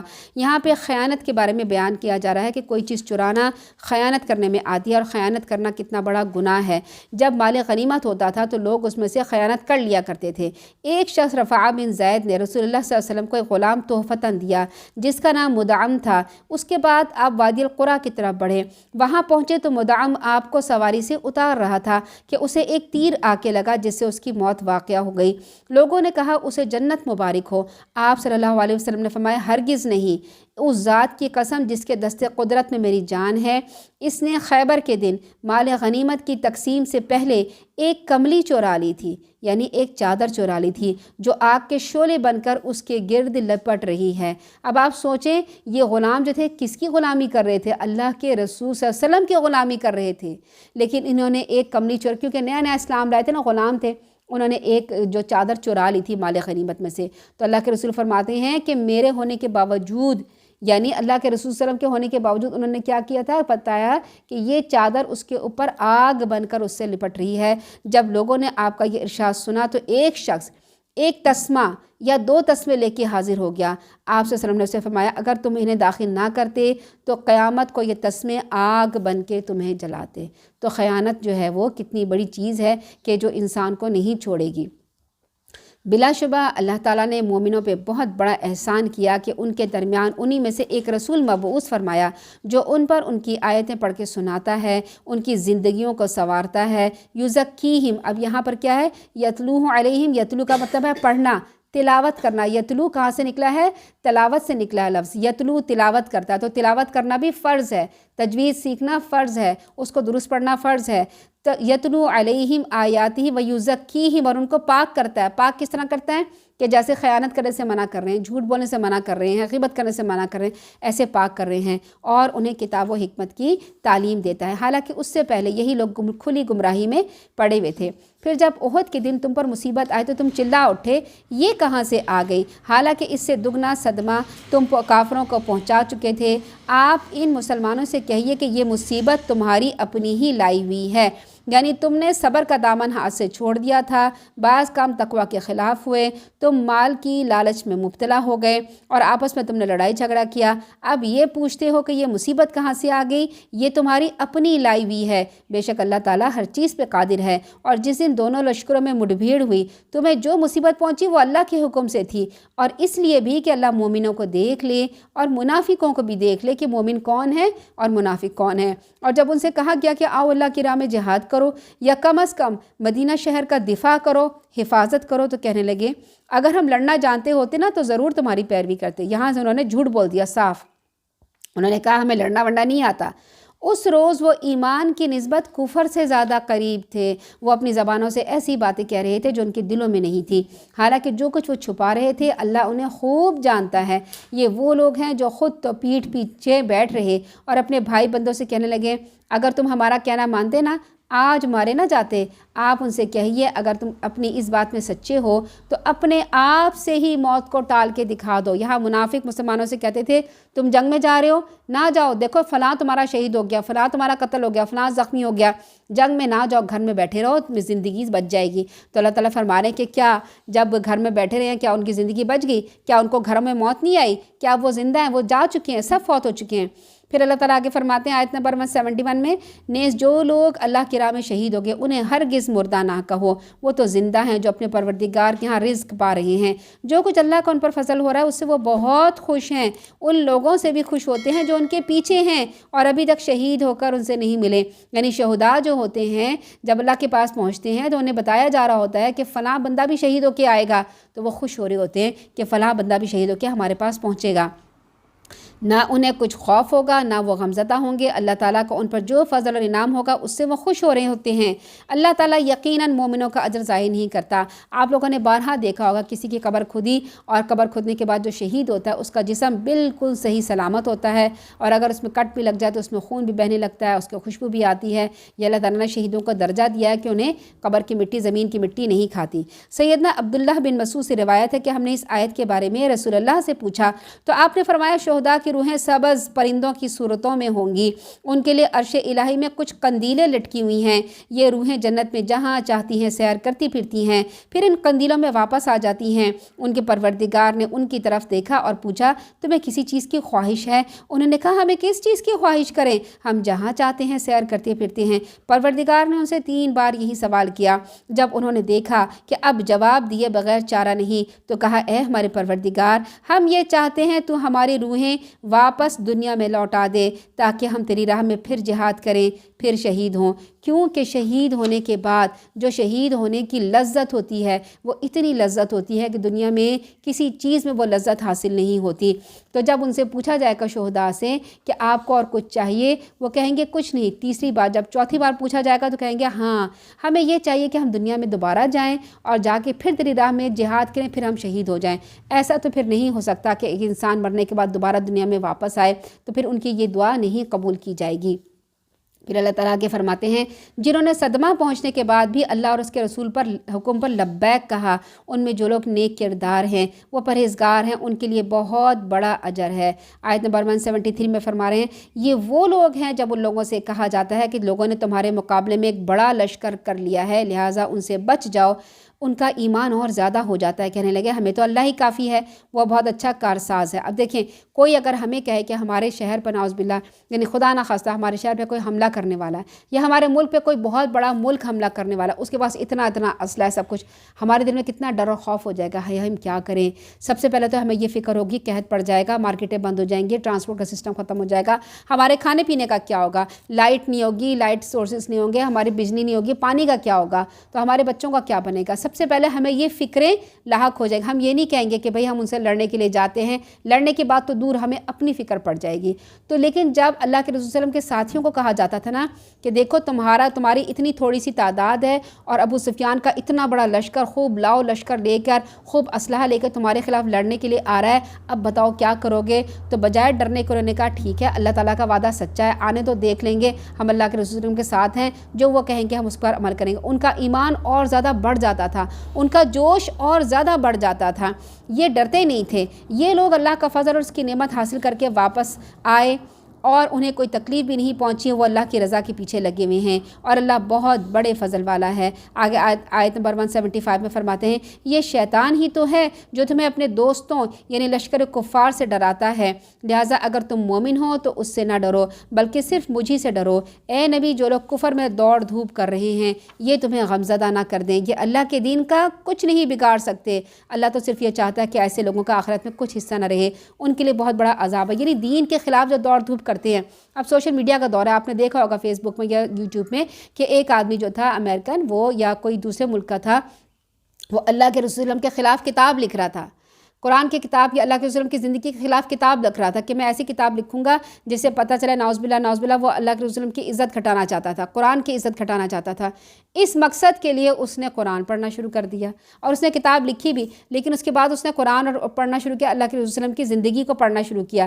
جیسے جیسے وہ پڑھتا جا رہا تھا اس کے دل میں روشنی آتی جا رہی. اس نے کہا یہی تو میں بھی کہتا ہوں کہ ہاں ایک پیغمبر ہونا چاہیے, ہاں ایک پیغمبر یہ ہیں, اور یہ بات ٹھیک کہتے ہیں. آہستہ آہستہ کرتے کرتے کیا ہوا, اس نے اسلام ہی قبول کر لیا. کہاں وہ جس نے کتاب لکھی تھی اسلام کے خلاف, اور کہاں وہ اسلام کو اس نے قبول کر لیا. اور ایسے لوگ جب دین کا کام کرتے ہیں, قبول کرتے ہیں, وہ دین کا کام بھی خوب کرتے ہیں. تو کیا اللہ تعالیٰ فرماتے ہیں یہ اللہ کے دین کا کچھ نہیں بگاڑ سکتے. اس وقت کے زمانے میں بھی لوگ ایسے موجود تھے جو دین اسلام کے خلاف کام کرتے تھے, اور آج بھی لوگ موجود ہیں. اللہ تعالیٰ فرما رہے ہیں کہ یہ اللہ کے دین کا کچھ نہیں بگاڑ سکیں گے. پھر آگے اللہ تعالیٰ فرماتے ہیں جن لوگوں نے ایمان کے بدلے کفر کو خرید لیا, یہ اللہ کے دین کا کچھ نہیں بگاڑ سکتے, ان کے لیے دردناک عذاب ہوگا. کافر لوگ ہرگز یہ نہیں سمجھے کہ ہم انہیں جو ڈھیل دے رہے ہیں یہ ان کے حق میں بہتر ہے. ہم تو صرف اس لیے ڈھیل دیتے ہیں کہ جتنے زیادہ سے زیادہ گناہ کر سکتے ہیں کر لیں, اور ان کے لیے رسوا کرنے والا عذاب ہوگا. اللہ تعالیٰ مومنوں کو اسی حال پہ نہیں چھوڑے گا جس حال پر اس وقت تک تم ہو, یہاں تک کہ وہ ناپاک کو پاک سے جدا نہ کر دے. اللہ کا یہ طریقہ نہیں کہ وہ تمہیں غیب کی باتیں بتائے, بلکہ اس کام کے لیے وہ اپنے رسولوں میں سے جسے چاہتا ہے منتخب کرتا ہے. آج ہمیں اگر کہیں نا کوئی غیب کا علم حاصل کر دے, وہ ہمیں بتا رہا ہے, کوئی ہمارے ہاتھوں کی لکیروں کا اب ہمیں بتا دے, کوئی فال نکال کے بتا دے. سڑک کے کنارے لوگ بیٹھے ہوتے ہیں طوطا لے کے, ہاں جی کوئی آفس جا رہا ہے, کوئی کام کرنے جا رہا ہے, کسی نے اگر اچھا وہ انٹرویو دینا ہے نوکری کے لیے, تو وہ اس کے پاس جا کے بیٹھتا ہے کہ بتائیں جی میرے فال کیا نکلے گا. وہ فال بیچارہ طوطا نکال کے بتاتا ہے جو پہلے سے لکھی ہوئی, انہوں نے خود ہی خط میں ہوتے ہیں اور وہ رکھے ہوئے ہوتے ہیں. طوطا جاتا ہے نکالتا ہے, بتاتا ہے کہ بھئی تمہاری نوکری نہیں لگے گی. وہ کہتا ہے اچھا نہیں لگے گی, میں نہیں جاتا. وہ وہاں سے وہ نہیں جاتا. تو غیب کی باتیں اللہ تعالیٰ فرما دے میں نے تو کسی کو نہیں بتائیں, میں نے تو نہیں کسی کو بتائیں کہ آئندہ کیا ہوگا, یہ تو صرف میں اپنے پیغمبروں میں سے بتاتا ہوں. اب اگر دیکھیں وہ طوطا فال گیری کرنے والا اگر اتنا ہی بڑی فال گیری کرتا تو اپنے متعلق فال نکال کر کیوں نہیں وہ اپنے لیے محل بنا لیتا, کیوں نہیں وہ اپنے لیے مال خرید دیتا. اس بیچارے کے پاس تو کچھ نہیں ہے, ایک طوطا ہے, چند کاغذ لکھ کے بیٹھ کے دوسروں کی قسمتیں بنا رہا ہے, اس سے پہلے اپنی قسمتیں بنا لے. بات ہے نا. پھر اسی طرح سے لوگ اپنے کیا دیکھتے ہیں کہ یہ ہفتہ کیسا رہے گا, اس ہفتے میں کیا ہوگا, ہمارا سٹار کیا کہتا ہے. کوئی باتیں آپ کو بتائیں یہ ساری باتیں غلط ہیں, اور غیب پر ایمان لانا ایسے جو اس طرح کی باتوں پہ ایمان لانا یہ کفر شرک کے برابر پہنچا جاتا ہے. اس سے ہمارا ایمان خطرے میں پڑ جاتا ہے, کیونکہ اللہ تعالیٰ نے فرمایا کہ غیب کی باتیں میں نے کسی کو نہیں بتائیں. ہم کیوں کسی کے اوپر اعتماد کریں؟ ہم اعتماد کرنے کا مطلب یہ ہے کہ نعوذ باللہ نعوذ باللہ نعوذ باللہ اللہ تعالیٰ کی بات نعوذ باللہ غلط ہے کیا؟ اللہ تعالیٰ نے فرمایا کہ میں نے غیب کی بات کسی کو نہیں بتائی. کوئی آپ کا ہاتھ دیکھ کے آپ کو نہیں بتا سکتا کہ آپ کی زندگی کتنی ہے, آپ کے کتنے بچے ہوں گے, کتنے بچوں کی شادیاں ہوں گی, کتنے بچوں کی نئی شادیاں ہوں گی, اور کیا کچھ ہوگا, کوئی کچھ نہیں بتا سکتا. اللہ تعالیٰ فرماتے ہیں یہ اللہ کا یہ میرا طریقہ نہیں ہے کہ میں تمہیں غیب بتاتا پھروں, بلکہ میں صرف غیب اپنے رسولوں میں سے جس کو منتخب کرتا ہوں انہی کو بتاتا ہوں. لہٰذا اللہ اور اس کے رسول پر ایمان لے آؤ, کسی اور کی بات نہ مانو. اور اگر تم ایمان لے آئے ہو اور اللہ سے ڈرتے رہتے ہو تو تمہیں بہت بڑا اجر ملے گا. پھر جو لوگ مال خرچ نہیں کرتے ان کے بارے میں آیات ہیں 180 آیت جن لوگوں کو اللہ تعالیٰ نے اپنے فضل سے مال و دولت عطا کی وہ اس میں بخل کرتے ہیں، قطعاً یہ نہ سمجھیں کہ یہ بخل ان کے حق میں اچھا ہے، بلکہ یہ ان کے لیے بہت برا ہے۔ جس چیز کا وہ بخل کرتے ہیں قیامت کے دن وہی چیز ان کے گلے کا توق بن جائے گی۔ یعنی سیدنا ابو ہریرہ سے روایت ہے، جس شخص کو اللہ تعالیٰ نے مال عطا فرمایا پھر وہ اس میں سے زکوٰۃ ادا نہ کرے تو قیامت کے دن اس کا مال ایک گنجے سانپ کی شکل میں ہوگا جس کی آنکھوں پر 2 کالے نقطے ہوں گے۔ وہ سانپ اس کے گلے کا توق بن جائے گا، اس کی دونوں باچھیں پکڑ کر کہے گا میں تیرا مال ہوں، میں تیرا خزانہ ہوں۔ پھر آپ صلی اللہ علیہ وسلم نے یہ آیت پڑھی، یعنی جتنا زیادہ سونا زیور زکوٰۃ ہمارے پاس ہے کہ زکوٰۃ ہم نے دینی ہے، ابھی تو ہم اسے بہت اچھا لگ رہا ہے، بہت خوش ہو رہا ہے، ہم پہن پہن کے خوش کرتے ہیں، لیکن اگر زکوٰۃ نہ دی تو یہی مال کا وہ سانپ بنا کے گلے میں ڈال دیا۔ سوچے ذرا، ایک چونٹی بھی ہمیں کاٹتی ہے ہمیں کتنی تکلیف ہوتی ہے، کہ ایک چونٹی ایک سوئی چبھتی ہے ہمیں کتنی تکلیف ہوتی ہے۔ تو آپ سوچیں قیامت کے دن جس نے زکوٰۃ نہیں دی ہوگی، زکوٰۃ میں اس کی گردن میں سانپ لپٹا ہوگا اور اس کے منہ کو اس نے پکڑا ہوا ہوگا، نعوذ باللہ اللہ تعالیٰ معاف رکھے، اور اس کو کاٹ رہا ہوگا مستقل۔ اب آپ دیکھیں کہ قیامت کا دن کتنا ہولناک دن ہوگا، ہر کوئی اپنے اپنے اعمال کے مطابق۔ اب جنہوں نے زکوٰۃ نہیں دی ہوگی، آپ دیکھیں کوئی آدمی سڑک پہ جا رہا ہے، اس کی گردن میں سانپ لپٹا ہوا ہے اور اس کو نوچ رہا ہے، وہ کتنی تکلیف میں ہوگا، وہ بندہ کتنا چیخ چلا رہا ہوگا۔ تو قیامت کے دن ہزاروں لاکھوں لوگ ہوں گے جو زکوٰۃ نہیں دیتے، ان کے گلے میں سانپ لپٹے ہوئے ہوں گے اور وہ اس کو نوچ رہے ہوں گے، لوگ چیخ چلا رہے ہوں گے، کتنا ہولناک منظر ہوگا۔ پھر اور حدیث میں آتا ہے کہ جو متکبر لوگ ہوتے ہیں نا، تکبر کے مارے گردن اکڑا کے بیٹھے ہوئے ہیں، میرے سے کوئی بات نہ کرے، کسی سے بات نہیں کرتے، تکبر کے مارے لوگوں سے حقارت سے بات کرتے ہیں، لوگوں کو حقیر سمجھتے ہیں، قیامت کے دن اللہ انہیں چونٹیاں بنا دے گا، چونٹی کی طرح وہ رینگیں گے اور چونٹی کی طرح لوگوں کو دیکھیں گے، اور پھر کیا ہوگا، لوگ ان کو رونتے ہوئے گزر جائیں گے ان کے تکبر کی وجہ سے۔ اب آپ سوچیں، ایک کے گلے میں سانپ لپٹا ہے، ایک اور زمین پہ روندے ہوئے پھر رہے ہیں، رینگتے ہوئے پھر رہے ہیں۔ پھر جو آدمی نے 2 بیویاں کی اور ایک کے ساتھ اچھا سلوک کیا اور ایک کو چھوڑ دیا، ادھر لٹکتا ہوا، نہ اس کا نہ نفقہ پورا کیا، نہ اس کو خرچہ دیا کوئی، تو قیامت کے دن وہ آئے گا، اس کا آدھا دھڑ ہوگا، یعنی ایک آدمی آدھا بیچ میں سے کٹا ہوا ہوگا یا آدھا دھڑ لٹکا ہوا ہوگا۔ اب آپ سوچیں ایسے کتنے سارے لوگ ہوتے ہیں۔ تو قیامت کے دن بڑا ہولناک دن ہوگا، جو طرح طرح کے لوگ اپنے اپنے اعمال کے ساتھ دوڑتے ہوئے ہولناکی کے ساتھ پھرے ہوں گے۔ اللہ تعالیٰ اس سے ہمیں محفوظ رکھیں، کیونکہ اس وقت پھر خوف اور غم جو لگ جائے گا نا کہ ہائے کاش ہم نے دنیا میں کوئی اچھا کام کیا ہوتا نا تو یہ نہ بھگتنا پڑ رہا ہوتا۔ تو یہ خوف اور غم سے محفوظ وہ لوگ ہوں گے جو قرآن و سنت پر عمل کریں گے اور اس کے مطابق اپنی زندگی کو بنائیں گے۔ اس لیے اللہ تعالیٰ فرماتے ہیں اسے تمہیں کوئی خوف اور غم نہیں ہوگا اگر اس طرح سے کام نہیں کیا، جو اللہ اور اس کے رسول کی فرمانبرداری نہیں کرتے، پھر وہ خوف اور غم میں پھنس جائیں گے۔ اللہ تعالیٰ ہمیں اس سے معاف رکھے۔ اور ہم کیوں خرچ نہیں کرتے؟ ہم کہتے ہیں یہ میرا مال ہے، یہ میری وراثت ہے، یہ میری وراثت میرے بچوں کو منتقل ہوگی، ہم کیوں جائیداد دیں، ہم کیوں اپنا سونا دیں، یہ میں نے پہنا تھا، یہ میری دادی کا تھا، یہ میری ماں کا سونا تھا، میں اپنے بچی کو دوں گی۔ اللہ تعالیٰ فرماتے ہیں نہیں، آسمان اور زمین کی میراث تو اللہ ہی کی ہے، سب کچھ اللہ تعالیٰ کا ہے، جو کچھ تم کرتے اللہ سے باخبر ہے۔ دیکھیں جس زمین پہ لوگ جھگڑا کرتے ہیں، گاؤں کے گاؤں اس میں آپس میں دشمنیاں پڑ جاتی ہیں، مر جاتے ہیں، جنریشن ٹو جنریشن مرتی چلی جاتی ہے یا جنریشن ٹو جنریشن منتقل ہوتی جاتی ہے، لوگ مرتے جا رہے ہیں، زمین تو ادھر ہی قائم ہے۔ تو زمین کس کی ہوئی؟ اللہ کی زمین ہوئی۔ یقیناً اللہ تعالیٰ نے ان لوگوں کی باتیں سن لی ہیں جنہوں نے کہا تھا اللہ تو محتاج ہے، ہم غنی ہیں۔ استغفر اللہ، یہ قول یہود کا قول ہے۔ یہود میں سود خوری اور حرام خوری کی وجہ سے مال و دولت کی حوث، زر پرستی اور بخل کا مرض پیدا ہو گیا تھا۔ جب یہ آیت نازل ہوئی تو کہنے لگے کہ اپنے جذبہ بخل سے مغلوب ہو کے کہنے لگے اس کا مطلب ہے نعوذ باللہ اللہ فقیر ہے، ہم مالدار ہیں، اسی لیے تو وہ ہم سے قرضہ مانگتا ہے۔ ان کے اسی جواب کو اللہ تعالیٰ نے یہ حکایت نقل فرمایا۔ یہود کا یہ جواب ان کے بخل کا نہیں، ان کے اندر کا خبث باطن کا پورا پتہ دے رہا تھا کہ ان کا باطن کتنا گندا اور غلیظ ہو چکا ہے۔ حقیقت میں تو مال اللہ ہی کی ہے، اللہ کا ہی ہے، اسی نے تمہیں عطا کیا ہے، اور جو قرض مانگتا ہے تو وہ تمہارے بھائی بندوں کے لیے قرض مانگتا ہے کہ اپنے بھائی بندوں پہ خرچ کرو تاکہ تمہارے دلوں میں رحم آئے، تمہارے دل میں رحم آئے، لوگوں کے لیے تم لوگوں کے ساتھ محبت کرو، کیونکہ اللہ تو بے نیاز ہے، اللہ تعالیٰ کو تو کسی کی ضرورت نہیں ہے، اللہ تعالیٰ کی خاص عنایت ہے اور فضل ہے۔ اور جس انداز میں اللہ تعالیٰ نے صدقے کی ترغیب دی ہے وہ نہایت ہی خوبصورت ہے۔ جتنا خوبصورت اللہ تعالیٰ نے یہ بات کی اتنے ہی بھونڈے انداز میں یہود نے اس کا جواب دیا، چنانچہ ان کی یہ بد کلامی بھی ان کے نام اعمال میں لکھ دی گئی ہے۔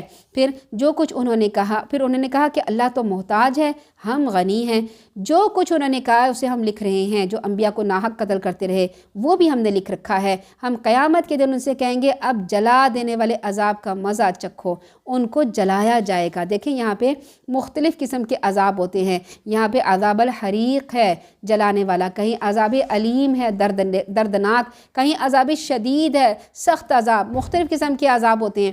یہ بھی لکھ رکھا ہے کہ ہم قیامت کے دن ان سے کہیں گے اب جلا دینے والے عذاب کا مزہ چکھو، یہ تمہارے اپنے ہاتھوں کی کمائی ہے، اللہ یقیناً اپنے بندوں پہ ظلم نہیں کرتا۔ یہودی وہ لوگ ہیں جنہوں نے کہا تھا اللہ نے ہم سے عہد دیا ہم کسی رسول پر اس وقت تک ایمان نہیں لائیں گے جب تک ان سے یہ معجزہ صادر نہ ہو۔ وہ کیا کہتے تھے؟ وہ کہتے تھے کہ ہم پیغمبر صلی اللہ علیہ وسلم پر ایمان نہیں لائیں گے جب تک کوئی ایک معجزہ نہ دکھائیں۔ کیا معجزہ؟ وہ ہمارے پاس قربانی لائے جسے آگ کھا جائے۔ جیسے پرانے زمانے میں جب مسلمان نہیں تھے، جب حضرت آدم علیہ السلام تھے تو اس وقت کوئی قوم نہیں تھی، تو صدقے کرنے کا کیا روایت تھی کہ صدقہ لا کے رکھا جاتا تھا اور آسمان سے آگ آتی تھی، وہ کھا جاتی تھی۔ جس کا صدقہ کھا لیا گیا اس کا صدقہ قبول، جس کا صدقہ نہیں کھایا گیا اس کا صدقہ قبول نہیں۔ تو کہتے تھے ہمارے پاس پیغمبر ایسا آنا چاہیے جس کا صدقے کی جو ہے وہ آگ آ کے کھا جائے۔ تو اللہ تعالیٰ فرما رہے ہیں کہ اچھا یہ نشانی تو تمہیں میں پہلے دکھا چکا ہوں، پہلے کے پیغمبروں کے پاس اسی طرح سے لوگ آتے تھے اور جو صدقہ لے کے آتے تھے صدقہ ان کی آگ آ کے کھا جاتی تھی، لیکن تم نے ان پیغمبروں کو بھی قتل کر دیا جن کا صدقہ آگ کھا جاتی تھی، تو تم نے انہیں کیوں قتل کیا تھا؟ پھر اگر وہ آپ صلی اللہ علیہ وسلم کو جھٹلا دیں، یعنی آپ کو نہیں مانتے، تو آپ صبر کیجئے، آپ سے پہلے کئی رسول بھی جھٹلائے جا چکے ہیں جو روشن دلائل صحیفے اور روشنی عطا کرنے والی کتابیں لے کر آئے تھے۔ ہر شخص کو موت کا مزہ چکھنا ہے اور قیامت کے دن تمہیں تمہارے اعمال پورا بدلہ دیا جائے گا۔ پھر جو شخص دوزخ سے بچا لیا گیا اور جنت میں داخل کر دیا گیا تو وہ کامیاب ہو گیا، اور دنیا کی زندگی یہ تو محض دھوکے کا سامان ہے۔ کس لحاظ سے دنیا دھوکہ ہے؟ یعنی دنیا میں کسی پر نعمتوں کی بارش ہونا اس بات کی دلیل نہیں ہے کہ وہ حق پہ ہے، سچا ہے اور اللہ تعالیٰ کے ہاں مقبول بندہ ہے۔ اسی طرح کسی کا مصائب میں مشکلات میں مبتلا ہونا اس بات کی دلیل نہیں ہے کہ اللہ اس سے ناراض ہے یا وہ باطل پر ہے، بلکہ بعض اوقات آخری نتائج ان کے برعکس ہوتے ہیں، لہٰذا کسی کو اس دھوکے میں نہیں رہنا چاہیے۔ یعنی کسی کا اچھا ہم حال دیکھتے ہیں کہ کوئی بہت امیر ہے لیکن وہ سود بھی بہت کھا رہا ہے اور اس کے پاس بہت زیادہ مال ہے، بہت زیادہ فیکٹریاں ہیں، لیکن کیا ہے کہ وہ لوگوں کو قتل بھی کراتا ہے، سود بھی کھاتا ہے، رشوت بھی لیتا ہے، لوگوں کو ساتھ تکبر بھی کرتا ہے۔ ہم کہتے ہیں دیکھو اتنے گناہ کے کام کر رہا ہے لیکن اللہ تعالیٰ نے اسے کتنا دیا، یہ دھوکہ نظر آتا ہے۔ اللہ تعالیٰ فرماتے ہیں یہ دنیا کا دھوکہ ہے جو تمہیں نظر آ رہا ہے، اصل میں وہ نہیں ہے۔ اصل میں جس نے جو اعمال کیے ان کو کیا نتیجہ ملے گا وہ آخرت میں ہی پتہ چلے گا۔ اللہ تعالیٰ فرما رہے ہیں مسلمانوں تمہیں اپنے مال اپنی جانوں میں آزمائش پیش آ کے رہے گی، تمہیں آزمایا جائے گا، نیز تمہیں ان لوگوں میں سے بھی جو تم سے پہلے کتاب دیے گئے تھے، پھر مشرکین میں سے بھی بہت سی تکلیف دہ باتیں سننا ہوں گی۔ بہت سے لوگ تکلیفیں پہنچاتے ہیں جب دین کے لوگ چلنا شروع کر دیتے ہیں۔ پھر کیا کرنا چاہیے؟ صبر کرو، اللہ تعالیٰ سے ڈرتے رہو۔ تو بلا شبہ یہ بڑے حوصلے کا کام ہے، صبر کرنا بہت حوصلے کا کام ہے۔ صبر و استقامت کی عادت جب پیدا ہو جاتی ہے، اخلاقی کمزوریوں کا علاج ہوتا ہے تو درجات بلند ہوتے ہیں۔ اور جب اللہ تعالیٰ نے لوگوں سے پکا وعدہ لیا جو کتاب دیے گئے تھے کہ وہ لوگوں کے سامنے کتاب کو وضاحت سے پیش کریں اور اسے چھپائیں گے نہیں، انہوں نے کتاب کو اٹھا کے پیچھے ڈال دیا۔ پیچھے کا مطلب لٹرلی پیچھے نہیں ڈال دینا، یعنی کیا کیا؟ اس کی باتیں نہیں مانی اور تھوڑی سی قیمت کے عوض بیچ ڈالا۔ کتنی بری ہے وہ قیمت جو وصول کر رہے ہیں۔ پھر آگے آیتیں آ رہی ہے 190 سے 200 تک۔ یہاں ان آیتوں میں پوری صورت کا خلاصہ ہے۔ عقل مندوں کو کائنات میں غور کرنے کی دعوت دی جا رہی ہے ان آیت میں، اور اللہ تعالیٰ سے تعلق بڑھانے کی تاکید کی جا رہی ہے۔ رسول اللہ صلی اللہ علیہ وسلم کی آواز پر لبیک کرنے کا حکم دیا جا رہا ہے۔ مسلمانوں پر واضح کیا جا رہا ہے کہ کافروں کا مختلف ممالکوں میں دندناتے ہوئے پھرنے سے ہرگز تم دھوکے میں مبتلا نہ ہو کہ کافر جو ہے وہی حق پہ ہیں۔ اب دیکھیں کافر ممالک میں کتنی ترقی ہے، اس سے دھوکے میں مبتلا نہ ہو۔ اللہ تعالیٰ کی طاقت سب سے بڑی ہے۔ اللہ تعالیٰ فرماتے ہیں آسمان اور زمین کا مالک اللہ ہی ہے، اللہ ہر چیز پر قادر ہے۔ آسمان اور زمین کی پیدائش میں، رات دن کے آنے جانے میں اہل عقل والوں کے لیے بڑی نشانیاں ہیں، جو اٹھتے بیٹھتے لیٹتے ہر حال میں اللہ کو یاد کرتے ہیں، آسمان اور زمین کی پیدائش میں سوچ بچار کرتے ہیں اور پکار اٹھتے ہیں اے ہمارے پروردگار تو نے یہ سب کچھ بے مقصد پیدا نہیں کیا۔ اب یہ آیتیں سورہ آل عمران کی آخری آیتیں اللہ کے رسول صلی اللہ علیہ وسلم کب پڑھتے تھے؟ جب تہجد میں اٹھتے تھے، تہجد میں اٹھنے کے بعد دعا پڑھی، دعا پڑھنے کے بعد سب سے پہلے یہ والی آیتیں پڑھتے تھے، ٹھیک ہے؟ تو اس وقت ہمیں بھی یہ آیتیں پڑھنی چاہیے، روز ہم اس کا نشان لگا کے رکھ لیں، اٹھ کے پڑھیں، روزانہ 1 مہینے تک پڑھیں گے تو کیا ہوگا؟ یہ زبانی آ جائیں گے انشاءاللہ۔ پھر اللہ تعالیٰ فرماتے ہیں کہ بس اے پروردگار ہمیں دوزخ کے عذاب سے بچا لے، کیونکہ جسے تو نے دوزخ میں ڈال دیا تو گویا اسے بڑی رسوائی میں ڈال دیا، وہاں ظالموں کا کوئی مددگار بھی نہیں ہوگا۔ اے ہمارے رب، ہم نے ایک پکارنے والے کو سنا، کن کو؟ محمد صلی اللہ علیہ وسلم کو سنا، جو ایمان کی طرف ہمیں دعوت دیتے ہیں اور کہتے ہیں اپنے رب پر ایمان لے آؤ، تو ہم ایمان لے آئے، بس ہمارے گناہوں کو معاف کر دیجئے، ہماری برائیاں دور فرما دیجئے اور ہمیں نیک لوگوں کے ساتھ موت عطا فرما۔ یہ بھی ایک دعا ہے جس کو آپ لوگ لکھ لیں اپنی اپنی کتابوں میں، ڈائریوں میں، روز مانگا کریں۔ اے ہمارے رب، تو نے اپنے رسولوں کی زبانی ہم سے جو وعدہ کیا ہے وہ پورا فرما کر قیامت کے دن ہمیں رسوا نہ کرنا، بے شک تو اپنے وعدے کی خلاف ورزی نہیں کرتا۔ ان کے پروردگار نے ان کی دعا قبول کرتے ہوئے فرمایا، میں کسی عمل کرنے والے کے عمل کو خواہ مرد ہو یا عورت ضائع نہیں کروں گا۔ دیکھیں، مرد ہو یا اور آج کل کے میں کیا ہوتا ہے کہ مرد جو ہے وہ سارا کام، اب مسجد جا رہے ہیں، نماز پڑھ رہے ہیں، ہر جگہ، یعنی جو اپنا فزیکل کام جو ہے وہ زیادہ بڑھ چڑھ کے کرتے ہیں، پھر نیکی کے کاموں وہ آگے بڑھ بڑھ کے کرتے ہیں۔ ہم عورتیں کہتے ہیں کہ ہم عورتیں یہ نیکی کے کام نہیں کر سکتے، یا ہمیں اپنے شوہر سے پوچھنا پڑے گا تو ہم یہ کام کریں گے۔ نہیں، اللہ تعالیٰ فرماتے ہیں کہ تم دین کا کام کرو، تم عبادت کرو، تو تمہیں آخرت میں جو ہے میں جو جتنا کام کرے گا اسے میں اس کا بدلہ جزا ضرور دوں گا۔ یہ نہیں ہوگا کہ آدمیوں کو زیادہ دوں گا، اچھا آدمیوں کو تو گھر یہاں ملا تو آخرت میں اسے گھر ملے گا کیونکہ اس نے بیوی بچوں کے لیے گھر بنایا تھا، عورت کو گھر نہیں ملے گا۔ ایسی بات نہیں ہوگی۔ جو عورت دین کا کام یعنی دین کے عبادت کرے گی اور اللہ تعالیٰ کے کہے پہ، اللہ کے رسول کی سنت پہ چلے گی، اسے میں اسی طرح سے جزا دوں گا جیسے آدمی کو جزا دوں گا۔ اس وقت ایسے نہیں ہوگا کہ آدمی اوپر اور عورت ایک درجہ نیچے، نہیں، سب کے درجات اس وقت برابر ہوں گے۔ اور میری راہ میں دکھ اٹھائے، جن لوگوں نے ہجرت کی، اپنے گھروں سے نکالے گئے، میری راہ میں دکھ اٹھائے، نیز جن لوگوں نے جہاد کیا اور شہید ہو گئے، میں ضرور ان کی برائیاں ان سے دور کر دوں گا اور ایسے باغات میں ضرور داخل کروں گا جن کے نیچے نہریں بہہ رہی ہوں گی۔ اللہ کے ہاں ان کا یہی بدلہ ہے، اللہ کے ہاں جو بدلہ ہے وہ بہت اچھا بدلہ ہے۔ اے نبی، ملک میں کافروں کے ادھر ادھر چلنے پھرنے سے آپ کو کوئی دھوکہ نہیں ہونا چاہیے، یہ چند روزہ زندگی کا لطف ہے، پھر موت کے بعد ان کا ٹھکانہ دوزخ ہے جو بہت برا ٹھکانہ ہے۔ آج ہمارے یہاں جو کافر ممالک ہیں وہاں بہت زیادہ ترقی ہے، بہت زیادہ خوشحال لوگ ہیں، تو یہ نہیں سمجھنا چاہیے کہ اللہ ان سے راضی ہے، بلکہ اللہ تعالیٰ نے انہیں دیا ہے کیونکہ وہ محنت کرتے ہیں، وہ عدل کرتے ہیں، وہ اپنے ملک میں درست طریقے سے چلتے ہیں، تو جو بھی درست کام کرے گا اسے دنیا میں اس کی جزا ملے گی، لیکن آخرت میں ان کا ٹھکانہ دوزخ ہوگا۔ کیوں؟ کہ انہوں نے لا الہ الا اللہ محمد رسول اللہ نہیں پڑھا۔ لیکن جو لوگ اپنے پروردگار سے ڈرتے رہے ان کے لیے ایسے باغات ہیں جن کے نیچے نہریں جاری ہیں۔ اب دیکھیں، نہروں کی بات ہمیشہ کی جاتی ہے، ہم جہاں کہیں اگر پکنک پہ جائیں تو ہم یہ سوچتے ہیں اچھا کہاں پکنک پہ جائیں جہاں پانی ہو، پانی پہ ہمیں پکنک پہ جانے پہ مزہ آتا ہے کہ ہم راول لیک چلے جائیں یا جھرنوں کے پاس جائیں یا آبشاروں کے پاس جائیں یا کسی دریا کے پاس جائیں۔ پانی میں کشش ہے، پانی میں خوبصورتی ہے، پانی میں امن اور سکون ہے، تو اللہ تعالیٰ فرماتے ہیں میں تمہیں ایسی جنتوں میں داخل کروں گا، ایسے گھر بنے ہوئے ہوں گے جن کے نیچے سے نہریں بہہ رہی ہوں گی۔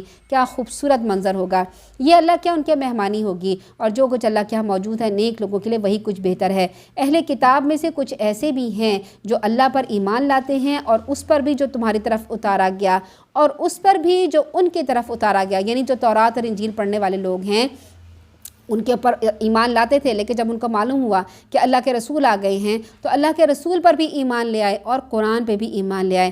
وہ اللہ کے حضور عاجزی کرنے والے ہیں اور تھوڑی سی قیمت کے عوض اللہ کو آیات کو بیچتے نہیں ہیں۔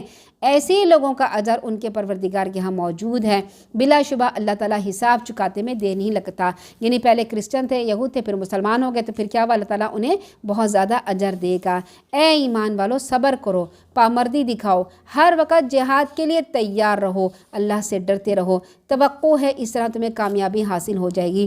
پوری صورت کا خلاصہ یہاں بیان کر دیا گیا ہے۔ صابرو کا مطلب یہ ہے کہ ایک دوسرے سے بڑھ چڑھ کر صبر کرو اور ایک دوسرے کو صبر کرنے کی تلقین کرتے رہو۔ رابطو کا مطلب ہے جہاد کے لیے تیار رہو، کسی چوکی پہ پہرا دینا، مورچے پہ رہنا، اپنے مملکت کی سرحدوں کی حفاظت کرنا۔ رسول اللہ صلی اللہ علیہ وسلم نے فرمایا، اللہ کی راہ میں ایک دن مورچے پہ رہنا دنیا و ما فیہا سے بہتر ہے۔ تم میں سے کسی کو ایک کوڑا رکھنے کے برابر جنت میں جگہ مل جائے تو وہ دنیا و ما فیہا سے بہتر ہے۔ اور شام کو جو آدمی اللہ کی راہ جہاد میں چلے اور صبح کو وہ تو دنیا و ما فیہا سے بہتر ہے۔ پھر آپ صلی اللہ علیہ وسلم نے فرمایا، ایک دن رات پہرا دینا 1 مہینے کے روزے اور قیام سے بہتر ہے۔ اور اگر وہ پہرا کرتے دیتے ہوئے شہید ہو گیا تو اس کا یہ عمل برابر جاری رہے گا اور اس کو اس پر اجر دیا جائے گا اور وہ فتنوں سے امن میں رہے گا۔ دیکھیں یہاں پہ بات کی ایک لفظ آیا ہے دنیا و ما فیہا۔ دنیا اور ما فیہا سے مطلب ہے جو کچھ اس کے اندر موجود ہے۔ دنیا میں کیا کیا موجود ہے سوچیں ذرا، پہاڑ ہیں، ندی نالے ہیں، سمندر ہیں اور باغات ہیں، جنگلات ہیں، صحرا ہیں، لوگوں کے پاس زیورات ہیں، سونے کے پہاڑ ہیں، چاندی کے پہاڑ ہیں، پٹرول ہے، گیس ہے، کتنا کچھ ہے۔ اور اگر ہم اسے صرف پٹرول یا گیس کو ہی بیچ دیں تو پھر کیا ہوتا ہے، کتنا کتنا مال ہاتھ میں آتا ہے۔ اللہ تعالیٰ فرما رہے ہیں کہ جو سرحدوں کی حفاظت کرتا ہے اسلامی ملک کی، جو دو دنیا اور اس میں جو کچھ ہے اس سے بہتر ہے وہ، اور دنیا میں کیا کچھ ہے۔ اللہ تعالیٰ ان لوگوں کو جزا دے جو سرحدوں پہ کھڑے کے حفاظت کرتے ہیں، اللہ تعالیٰ ان کی حفاظت فرمائے، آمین ثم آمین۔ یہاں پہ سورہ آل عمران الحمدللہ ختم ہوئی۔ اب ہم سورہ نساء شروع کرتے ہیں، اور سورہ نساء شروع کرتے ہوئے انشاءاللہ ہم اس کا خلاصہ بھی دیکھیں گے۔ شروع کرتے ہیں اعوذ باللہ من الشیطان الرجیم، بسم اللہ الرحمن الرحیم۔ چلیں الحمدللہ۔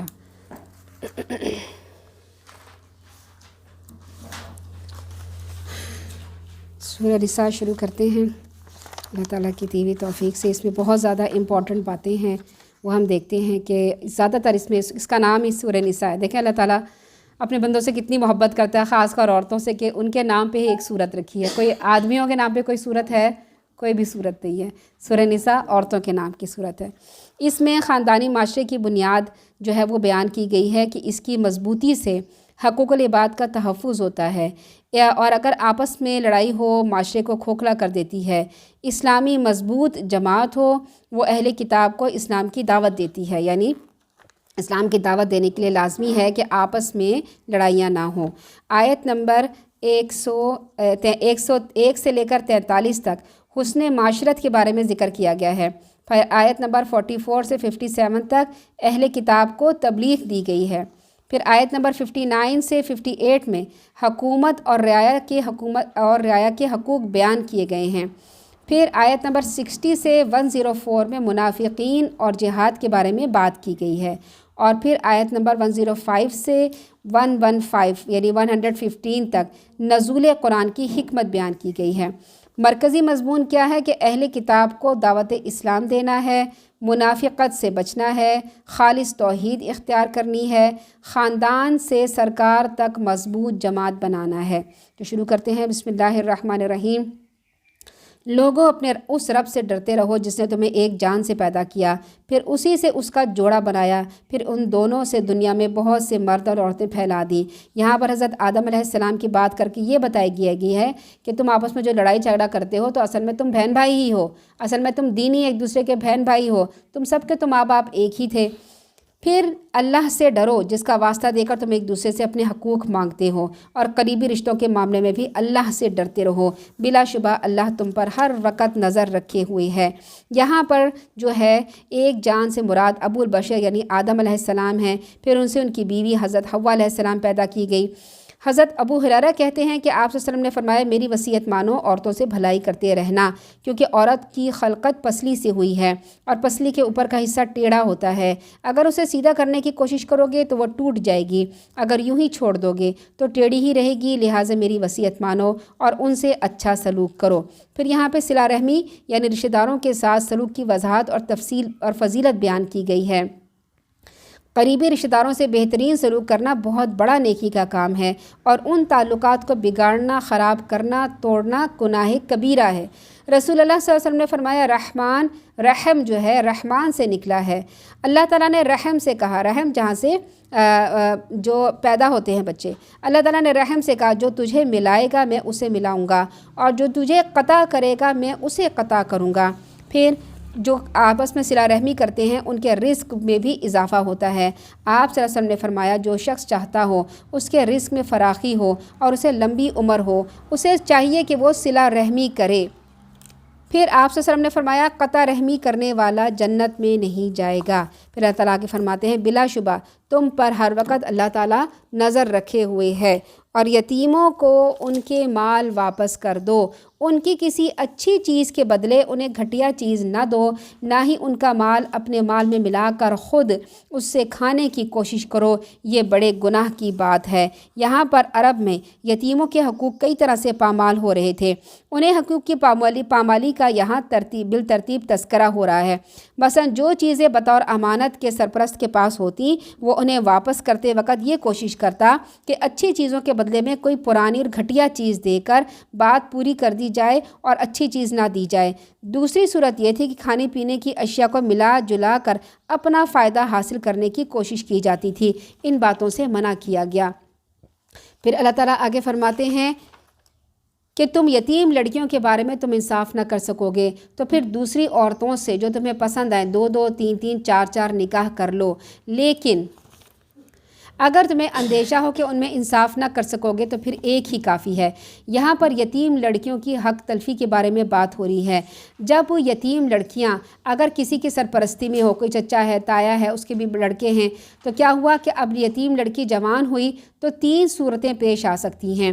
ایک یہ کہ لڑکی خوبصورت نہ ہو اور ولی کے دل میں اس کے لیے الفت یعنی محبت بھی نہ ہو، اور وہ محض اس لالچ سے اس سے نکاح کر لے کہ اس کے ورثے کا مال ہاتھ سے نکل جائے گا، یعنی کوئی ایسی یتیم بچی ہے جو خاندان میں ہے اور خاندان میں اس کی پرورش کی جا رہی ہے، تو اب یہ ہے کہ وہ جوان ہوئی ہے، اب اگر لڑکی خوبصورت بھی نہیں ہے اور ولی کے دل میں اس کے لیے کوئی جس نے اس کو پالا اس کے دل میں کوئی محبت بھی نہیں ہے کہ وہ اس سے شادی کر لے یا اپنے بچے کی اسے شادی کر دے، تو اور صرف اس لیے نکاح کر دے کہ اس کے مال ہاتھ سے نہ نکل جائے، اس طرح نکاح کرنا ظلم ہوتا ہے لڑکی پر۔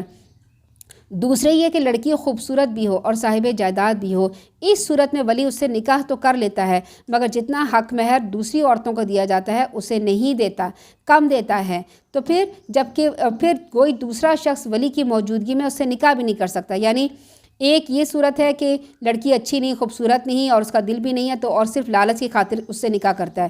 دوسری صورت یہ ہے کہ لڑکی خوبصورت بھی ہوتی ہے، صاحب جائیداد بھی ہوتی ہے، اور صرف اس سے جب نکاح کرتا ہے تو اس لیے نکاح کرتا ہے کہ میں اسے کم مہر دے کے اسے شادی کر سکتا ہوں۔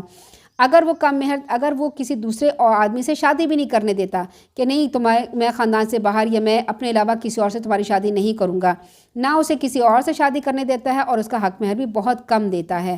پھر تیسری صورت یہ ہے کہ لڑکی نہ تو خوبصورت ہو نہ صاحب مال ہو، اور اس صورت میں ولی کو اس سے نکاح کرنے میں کوئی دلچسپی بھی نہیں ہوتی۔ یہی ناانصافیت ہے جن کا ذکر اللہ تعالیٰ نے یہاں بیان کیا۔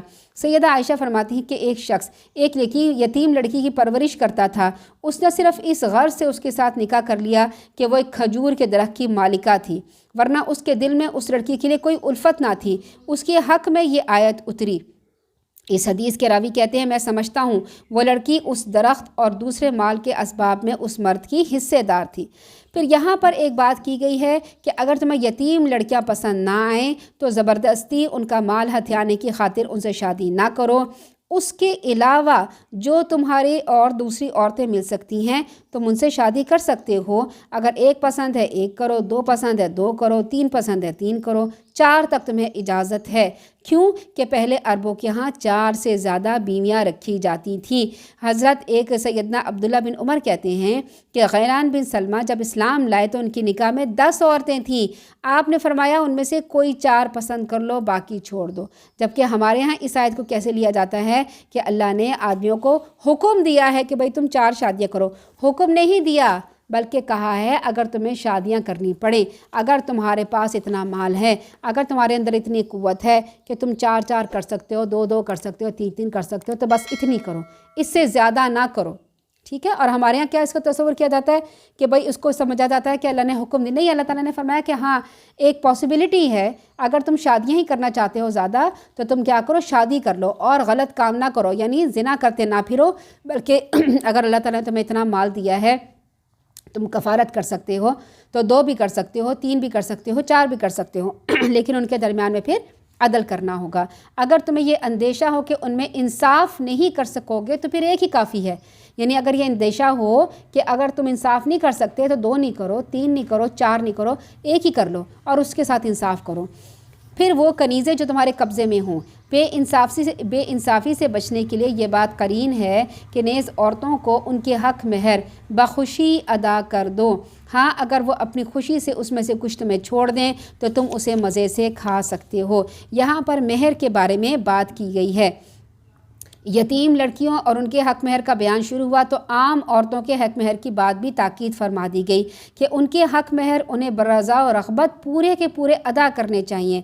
ہاں اگر وہ خود اپنی مرضی سے اپنی خوشی سے یہ حق مہر یا اس کا کچھ حصہ چھوڑ دیں تو پھر وہ تمہارے لیے حلال اور پاک ہوگا، لیکن ان کا حق مہر یا اس کا کچھ حصہ معاف کرانے میں ہیرا پھیری سے ہرگز کام نہ لیا جائے کہ ہاں بھئی شادی ہو گئی، نکاح ہو گئی، اتنا حق مہر، آدھا معجل آدھا غیر معجل، اچھا ٹھیک ہے جو دینا ہے ہم بعد میں دے دیں گے، لڑکی کو ابھی دینے کی ضرورت نہیں ہے۔ پھر کیا ہوتا ہے جب شادی ہو کے نکاح کر کے رخصت ہو کے لڑکی گھر چلی جاتی ہے تو شوہر کہتا ہے کہ بھائی اسے مجھے معاف کر دو، تو وہ لڑکی شرما شرمی میں دلہن بنی بیٹھی ہے، وہ کیا کرے، وہ بیچاری معاف کر دیتی ہے۔ تو یہاں پہ یہ منع کیا گیا ہے۔ اچھا حق مہر کتنا ہو؟ ایک تو حق مہر لازمی دینا ہوتا ہے۔ ہمارے یہاں کیا ہوتا ہے، حق مہر دیا نہیں جاتا، مہندیاں کی جاتی ہیں، براتیں کی جاتی ہیں، بہت زیادہ خرچے کیے جاتے ہیں، پارلروں میں بہت میک اپ کیا جاتا ہے، ہزاروں کا میک اپ ہوتا ہے، لاکھوں کے ڈریس بنتے ہیں۔ مہر کتنا ہے؟ او جی 32 روپے ہوگا یا 1000 ہوگا، 5000 ہوگا۔ جو حق مہر اللہ نے فرض کیا ہے کہ اس میں کھل کے ادا کرو، اس میں تم کنجوسی کرتے ہو، اور جس کام کو اللہ تعالیٰ نے حکم ہی نہیں دیا کہ مہندیاں ہیں، ڈھولکی ہے، ابٹن ہے، اس میں تم دھڑا دھڑ خرچ کر رہے ہو، پارلروں میں دھڑا دھڑ خرچ کر رہے ہو، لیکن اصل جہاں خرچ کرنا ہے وہاں خرچ ہی نہیں کر رہے۔ تو اصل خرچ کرنا ہے حق مہر میں۔ حق مہر کتنا ہوتا ہے؟ جتنے لڑکے کی حیثیت ہوتا ہے، جتنا لڑکا دے سکتا ہے۔ جیسے نکاح ہو رہا ہے فوراً حق مہر اسی وقت ہاتھوں ہاتھ ادا کرے۔ حق مہر کتنا ہونا چاہیے؟ اس سلسلے میں سب سے پہلے ہمیں سنت نبوی کا ملحوظ رکھنا چاہیے۔ چنانچہ ابو سلمہ بن عبد الرحمن کہتے ہیں کہ میں نے سیدہ عائشہ سے پوچھا رسول اللہ صلی اللہ علیہ وسلم کی بیویوں کا مہر کتنا تھا؟ انہوں نے کہا 12 اوقیہ چاندی اور نش۔ پھر سیدہ عائشہ نے مجھ سے پوچھا جانتے ہو نش کیا ہے؟ میں نے کہا نہیں۔ تو کہنے لگی نش سے مراد نصف، اور یہ کل 12.5 اوقیہ چاندی یا 500 درہم ہوئے۔ رسول اللہ صلی اللہ علیہ وسلم کا اپنی بیویوں کے لیے یہی حق مہر تھا۔ اب اگر اللہ کے رسول صلی اللہ علیہ وسلم کا حق مہر دیکھیں اور اس کو کیلکولیٹ کریں تو کیا بنتا ہے کہ 12.5 اوقیہ چاندی، ایک اوقیہ میں 40 درہم ہوتے ہیں، اور 500 درہم والی آیت کو ہم اگر ترجیح دیں، درہم چاندی کا ایک سکہ ہوتا ہے جس کا وزن 1/5 3 ماشی ہوتا ہے، یعنی تقریباً 1.5 رتی ہوتا ہے۔ اس حساب سے 131 تولے چاندی ہوئی۔ کتنے تولے چاندی ہوئی؟ 131 تولے چاندی۔ اور ہم جو زیور کبھی کبھی لیتے ہیں چاندی کا تو 2 یا 3 تولے کا، اگر ذرا بھاری صاحب نے بنوا لیا تو 3-4 تولے کا بنتا ہے، ورنہ زیادہ سے زیادہ آپ نے کانوں لے کے لے لیا، بالیاں لے لیں یا کچھ، وہ ماشے میں آ جاتی ہیں۔ تو کتنا تولے تھا؟ 131 تولے چاندی ازواج مطہرات کا وہ دیا جاتا تھا حق مہر۔ اب غور سے سن لیں اس مسئلے کو کہ ہمارے ہاں کیا کہا جاتا ہے، بھائی بس 32 روپے، 5000، 1000، بس اتنا دو، نہیں۔ اور کیا شرعی کہا جاتا ہے؟ جب شرعی سن لیں، اللہ کے رسول صلی اللہ علیہ وسلم سے بڑھ کر اور شرعی کو بنانے والا کون ہے؟ اللہ کے رسول صلی اللہ علیہ وسلم ہے۔ انہوں نے چاندی اگر دیا ہے تو 131 تولے کے برابر ان کو دیا ہے۔ اچھا حق مہر اگر ہم اس کو اگر کیلکولیٹ کریں، اس چاندی کو اگر کیلکولیٹ کریں، 131 تولے چاندی، آج 29 مارچ 2023 کو 1 تولہ چاندی کی قیمت ہے 2443 روپے۔ یہ میں نے سارا بیٹھ کر رات کو کیلکولیٹ کیا ہے، 2443 روپے پر تولہ چاندی۔ 131 تولہ چاندی کی قیمت بنتی ہے 3,20,033 روپے۔ اس زمانے میں 3,33,033 روپے مہر دیا جاتا تھا، اور آج کے زمانے میں کیا ہے؟ 5,000 دے دو، 1000 دے دو، یا پھر جو ہے 32 روپے دے دو۔ یہ کہیں سے بات نہیں آئی۔ حضرت کروڑوں روپے دینے والے دیتے ہیں، لوگ دینے والے جائیدادیں اور زمینیں لکھوا لیتے ہیں، ٹھیک ہے، دینا جتنا لڑکے کی حیثیت ہے آسانی کے ساتھ۔ اب لڑکے کو بھی تنگ نہیں کرنا، اگر اس کی تنخواہ 1 لاکھ روپے ہے تو آپ کہیں 10 لاکھ دے دو، غلط ہے۔ لڑکے کی تنخواہ 1 لاکھ ہے، اس نے 1 سال تک اس کی کمائی ہوئی ہے، 1 سال تک اس کی نوکری رہی ہے، تو وہ 1 لاکھ دے سکتا ہے، ٹھیک ہے۔ اگر اس کو 6 مہینے 2 مہینے میں نوکری ہوئی تو وہ 1 لاکھ نہیں دے سکتا، وہ اپنی حیثیت کے مطابق دیکھا۔ اچھا سیدہ خدیجہ رضی اللہ تعالیٰ کا حق مہر سن لیں کتنا تھا؟ 20 ऊँट सैयदा खदीजा रज़ी अल्लाह तआला अन्हा का हक महर था। एक ऊँट 2022 में कम से कम दरमियानी किस्म का ऊँट 2.5 लाख रुपए का होता है, तो 20 ऊँट 50 लाख रुपए बनते हैं। 50 लाख रुपए सैयदा खदीजा रज़ी अल्लाह तआला अन्हा का महर था। फिर अगर हम तो अल्लाह के रसूल सल्लल्लाहु अलैहि वसल्लम की जो अज़वाज मुताहरात थी उनका 500 दरहम चांदी या 50 दीनार सोना। 50 दीनार क्या होता है? दीनार होता है सोने का। अब 50 दीनार का हिसाब लगाएं तो ये आज के हिसाब से 212.50 ग्राम सोना बनता है, जो आज के दौर में 18 तोले सोना बनता है। 18 तोले सोना आज 29 मार्च 2023 को 1 तोले सोने का रेट है 1,93,600 रुपये। इस हिसाब से आज के रेट के हिसाब से उनका महर बनता है 34,84,800 रुपये। सुबहान अल्लाह। देखें ये उस ज़माने के हिसाब से, देखें ये आज के ज़माने से 34 लाख है ना, उस ज़माने के लिहाज से भी 34 लाख ही था। उस ज़माने के लिहाज से भी अच्छा खासा महर दिया गया था। तो हमारे यहाँ जो कहा जाता है ना कि बस ये थोड़ा सा शरई महर, शरई किसने लगा दिया नाम? अब इसकी बात भी सुन लें। 32 रुपए का रवाज कहाँ से आया? तो उनकी तहकीक के मुताबिक ये है कि एक किस्म की तो उन लोगों की है जो शादी पे लाखों हिसाब खर्च कर देते हैं, मगर जब हक महर की बारी आती तो कहते हैं हक महर शरई बांधना चाहिए। शरई महर उनकी मुराद 32 रुपए होती है। मालूम ऐसा होता है कि यह हिसाब किसी आलिम ने उस दौर में लगाया होगा जब मुत्तहिदा हिंदुस्तान में 1 रुपए का 4 सेर देसी घी मिल जाता था। मुलाजमीन की तनख्वाह 2 रुपये माहवार से 4 रुपये माहवार होती थी। सोने का भाव उस ज़माने में तकरीबन 5 रुपये तोला होता था। तो इस लिहाज से 32 रुपये का 6-7 तोले सोना आ जाता था। ये उस वक़्त सूरत हाल हुई। रुपए की कीमत तो गिरती चली गई। लोगों ने 32 रुपये तो याद रख लिया, मगर ये याद नहीं रखा कि 32 रुपये में 6 से 7 तोले सोना आता था।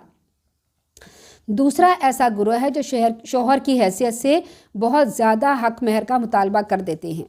मसलन शोहर की हैसियत 10-15 हज़ार से ज़्यादा नहीं, लेकिन मुतालबा 1 लाख का कर देंगे।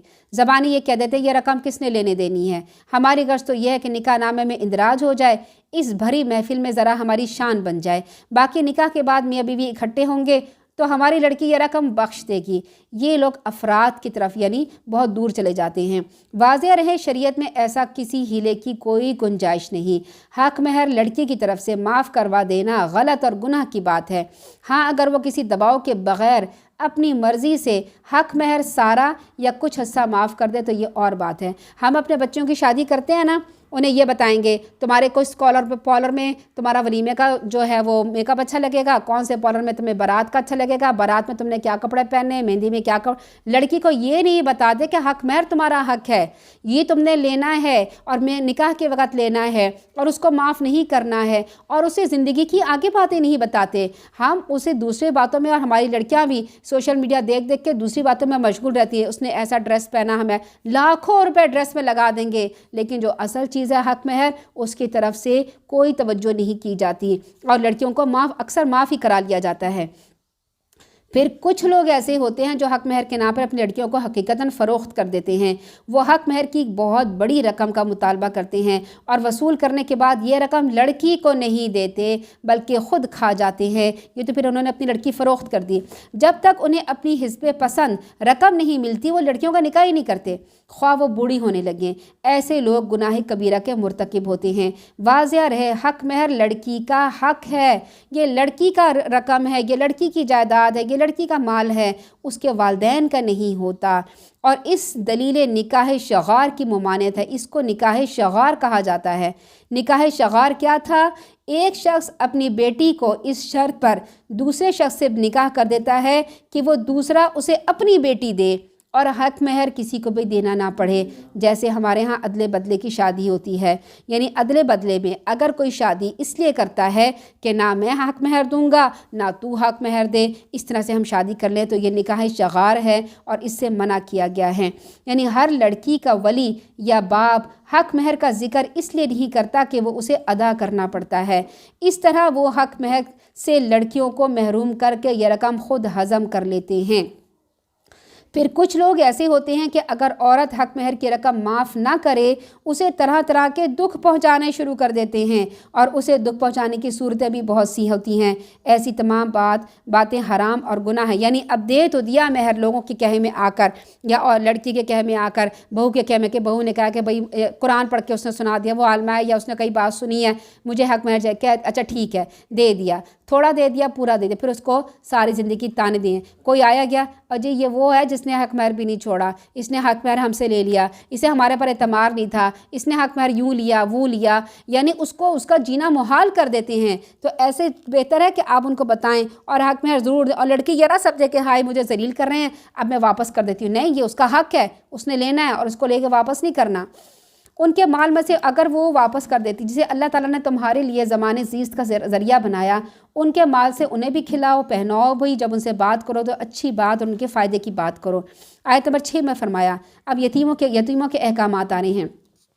یتیموں کی آزمائشیں کرتے رہو تاکہ وہ نکاح کے قابل عمر کو پہنچ جائے، پھر اگر تم ان میں اہلیت معلوم کرو تو ان کے مال ان کے حوالے کر دو، اور ضرورت سے زیادہ اور موزوں وقت سے پیشتر ان کا اس ارادے سے ان کا مال نہ کھاؤ کہ وہ بڑے ہو جائیں گے تو وہ مطالبہ کریں گے۔ اور جو سرپرست کھاتا پیتا ہو اسے چاہیے کہ یتیم کے مال سے کچھ نہ لے، جو محتاج ہو وہ اپنا حق کی خدمت دستور کے مطابق کھا سکتا ہے۔ پھر جب تم یتیموں کا مال انہیں واپس کرو تو ان پر گواہ بنا لیا کرو، یہ بھی یاد رکھنا حساب لینے کے لیے اللہ کافی ہے۔ یعنی یہاں پہ پہنچ رہے ہیں کہ فرما رہے ہیں کہ اگر یتیم کو تم نے پالا ہے، وہ نکاح کے قابل عمر کو پہنچ جائے اور تم اس کی آزمائش کرو، اس کا امتحان لو کہ بھئی وہ اس کے اندر یہ اہلیت ہے کہ اس کا کاروبار یا اس کے پیسے واپس کیے جائیں، تو وہ اس کی اسی طرح سے حفاظت کرے گا جیسے آپ نے حفاظت کی، اور اس کو اچھی جگہ لگائے گا۔ یہ نہیں کہ سیروں میں اڑا دے، پکنکوں میں اڑا دے، کھانے پینے میں اڑا دے اور پھر خالی ہاتھوں کے کھڑا ہو جائے۔ اس کا پہلے امتحان لے لو کہ وہ اپنا مال اڑا نہیں دے گا، طریقے سے کام کرے گا۔ پھر جو سرپرست کھاتا پیتا ہو اسے چاہیے، یعنی جو سرپرست ہے وہ یتیم کو پال رہا ہے اسے چاہیے کہ وہ اپنا مال الگ ہی رکھے، لیکن جو سرپرست ہے اتنا غریب ہے، اس کے پاس مال نہیں ہے، وہ اتنا مال لے جتنا جو ہے مال اس کا جو ہے دستور کے مطابق ہے، یعنی جتنی اگر کوئی نوکری کرتا اس نوکری میں اس کو مال ملتا اتنا وہ اس میں سے مال لے سکتا ہے۔ پھر جب تم یتیم کو اس کا مال واپس کرو تو یہ نہیں یہ میرا بھتیجا ہے، یہ میرا بھانجا ہے، یا میرا یہ رشتہ دار ہے تو میں اسے اس کا مال واپس کرتا ہوں، کیا ضرورت ہے، ہم آپس میں بھائی ہیں یا چچا ہیں تایا ہے، ہم واپس کر دیتے ہیں، نہیں، اس کے لیے گواہ بنا لو۔ گواہ بنانا لازمی ہے، نہیں تو کل کو یتیم کہے گا مجھے تم نے مال کہاں دیا ہے۔ حساب لینے کے لیے تو اللہ تعالیٰ کافی ہے۔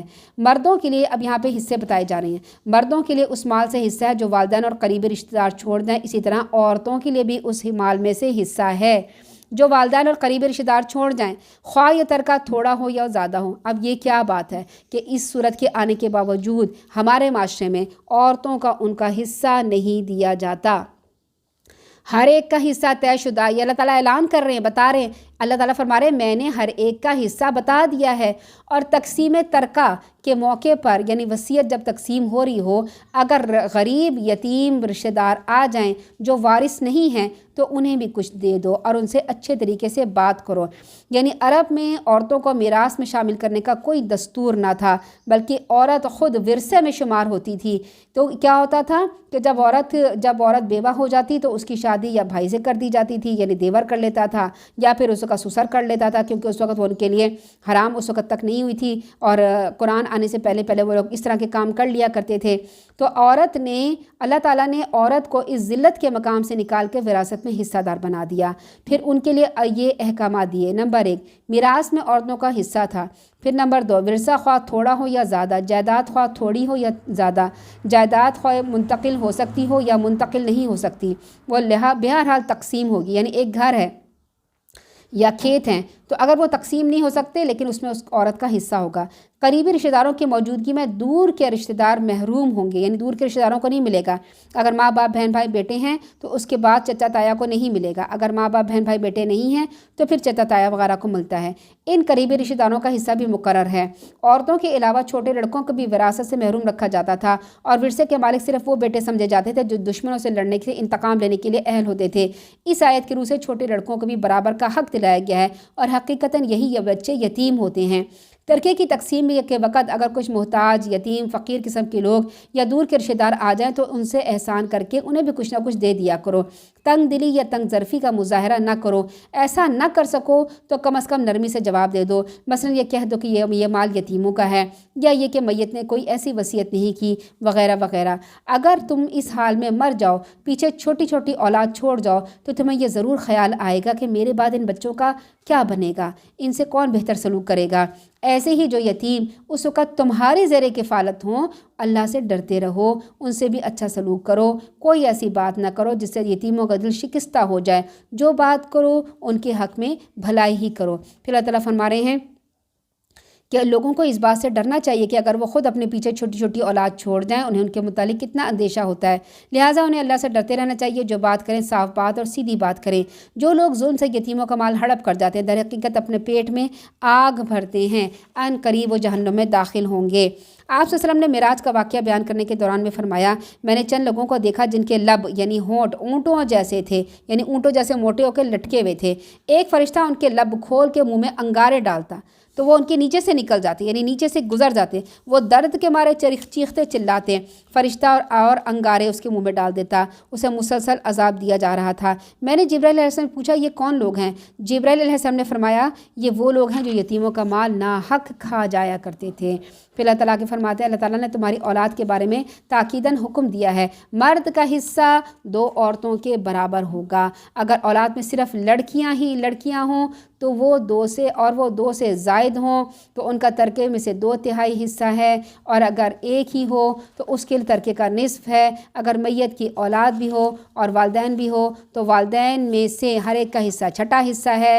اگر میت کی اولاد نہ ہو اور اس کے والد صرف والدین ہوں تو ماں کا 1/3 حصہ 1/3، اور اگر اس کے بہن بھائی بھی ہوں تو پھر ماں کا 1/6 حصہ ہوگا.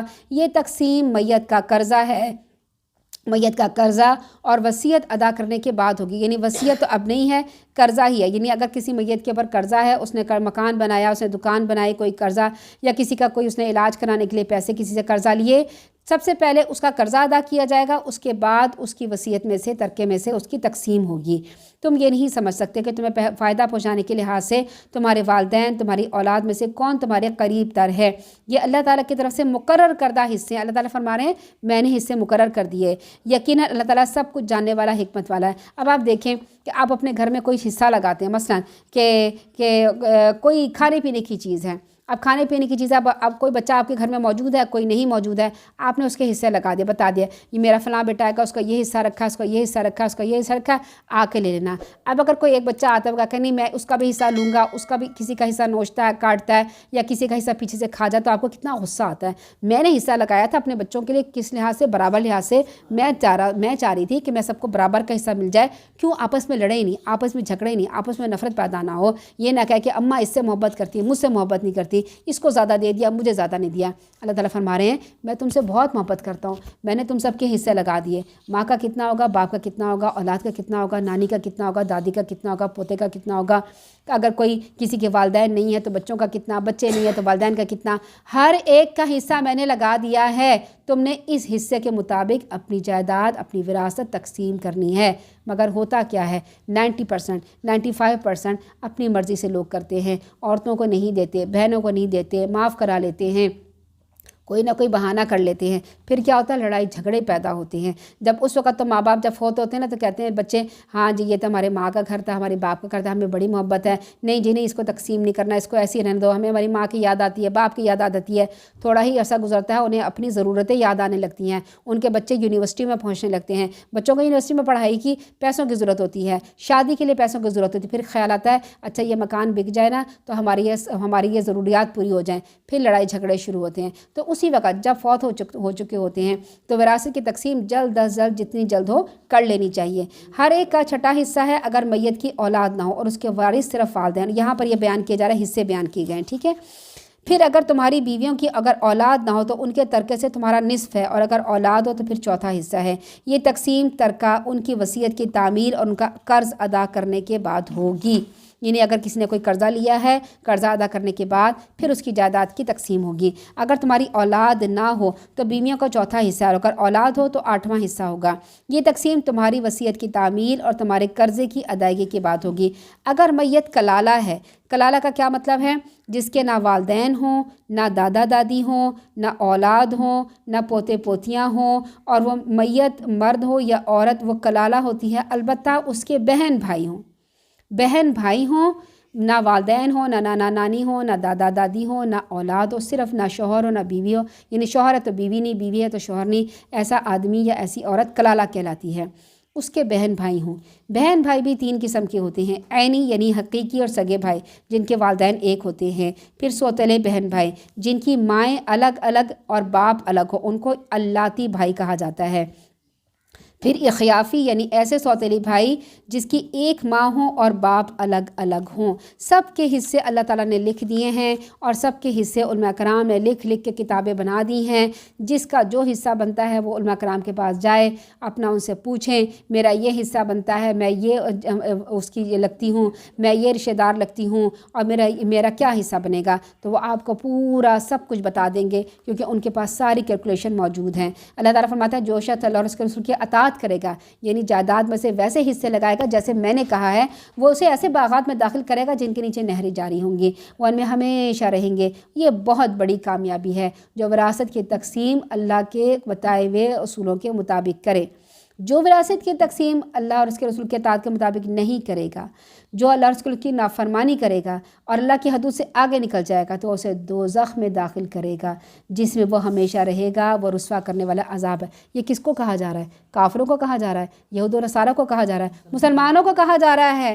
مسلمانوں کے بارے میں یہ آیتیں اتری ہیں، تو جو مسلمان یہ کام نہیں کرے گا اسے یقیناً دوزخ کا عذاب ہوگا۔ اللہ تعالی ہمیں اس سے محفوظ رکھے۔ تمہاری عورتوں میں سے جو بدکاری کی مرتکب ہوں ان میں سے 4 آدمیوں کی گواہی لے لو۔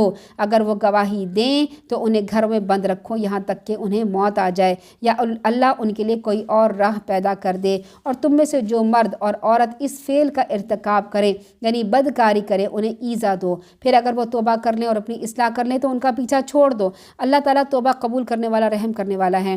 اللہ تعالیٰ پر قبولیت توبہ کا حق صرف ایسے لوگوں کے لیے ہے جو نادانستہ میں کوئی برا کام کر بیٹھتے ہیں پھر جلد ہی توبہ کر لیتے ہیں۔ اللہ تعالیٰ ایسے لوگوں کی توبہ قبول کر لیتا ہے۔ اللہ تعالیٰ سب کچھ جاننے والا، حکمت والا ہے۔ توبہ ان لوگوں کے لیے نہیں ہے جو برے کام کرتے رہتے ہیں یہاں تک کہ ان میں سے کسی کی موت آنے لگتی کہتے ہیں اب میں توبہ کرتا ہوں، اور نہ ہی ان لوگوں کے لیے ہے جو کفر کی حالت میں مر جاتے ہیں۔ ایسے لوگوں کے لیے ہم نے دردناک عذاب تیار کر رکھا ہے۔ اے ایمان والو، تمہارے لیے جائز نہیں ہے تم زبردستی عورتوں کے وارث بن جاؤ، یعنی عورت بھی جاہلیت کے زمانے میں ترکے کا مال تصور ہوتی تھی، اس کا وارث سوتیلا بیٹا یا میت کا بھائی ہوتا تھا۔ ابن عباس فرماتے ہیں عربوں میں یہ دستور تھا جب کوئی شخص مرتا تو اس کی بیوی پر میت کے وارثوں کا زور چلتا تھا، وہ ترکہ ہی تصور ہوتی تھی، چاہتے تو خود اس سے نکاح پڑھا لیتے، چاہتے تو کسی اور سے نکاح کر دیتے، اور چاہتے تو اسے بلا نکاح ہی رہنے دیتے۔ غرض اس پر خاوند کے وارثوں کا اختیار تھا، عورت کے وارثوں کا کچھ بھی اختیار نہ تھا۔ تو پھر یہ آیت اتری جس سے عورتوں کو پوری آزادی مل گئی۔ یہ ہے عورتوں کی آزادی، جس آزادی کے پیچھے ہمارے یہاں آزادی مارچ ہوتا ہے وہ تو بے حیائی اور فحاشی ہے۔ آزادی یہ ہے کہ عورت کو اس کا حق دو، عورت کو اس کا حصہ دو، عورت کو وراثت میں اس کا مال دو، یہ اصل آزادی ہے۔ اور نہ ہی انہیں، پھر اللہ تعالیٰ فرما رہے ہیں اے ایمان والو تمہارے لیے جائز نہیں کہ تم زبردستی عورت کے وارث بن بیٹھو، نہ ہی اس کے لیے کہ انہیں روک رکھو۔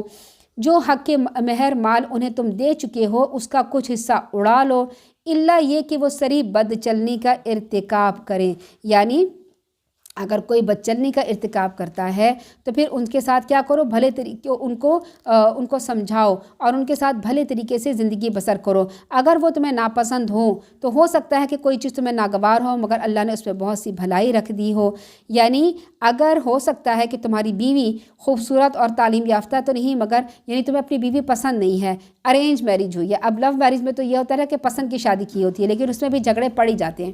اب اگر والدین نے آپ کی شادی کر دی ہے لیکن آپ کو اپنی بیوی پسند نہیں کہ وہ خوبصورت نہیں ہے یا تعلیم یافتہ نہیں ہے، مگر ہو سکتا ہے کہ اللہ تعالیٰ نے اس میں کوئی دوسری کوالٹی رکھی ہوں۔ اللہ تعالیٰ فرماتے ہیں اگر تمہیں اس کی ایک چیز پسند نہیں تو دیکھو اس میں کوئی دوسری چیز تمہیں پسند آئے گی۔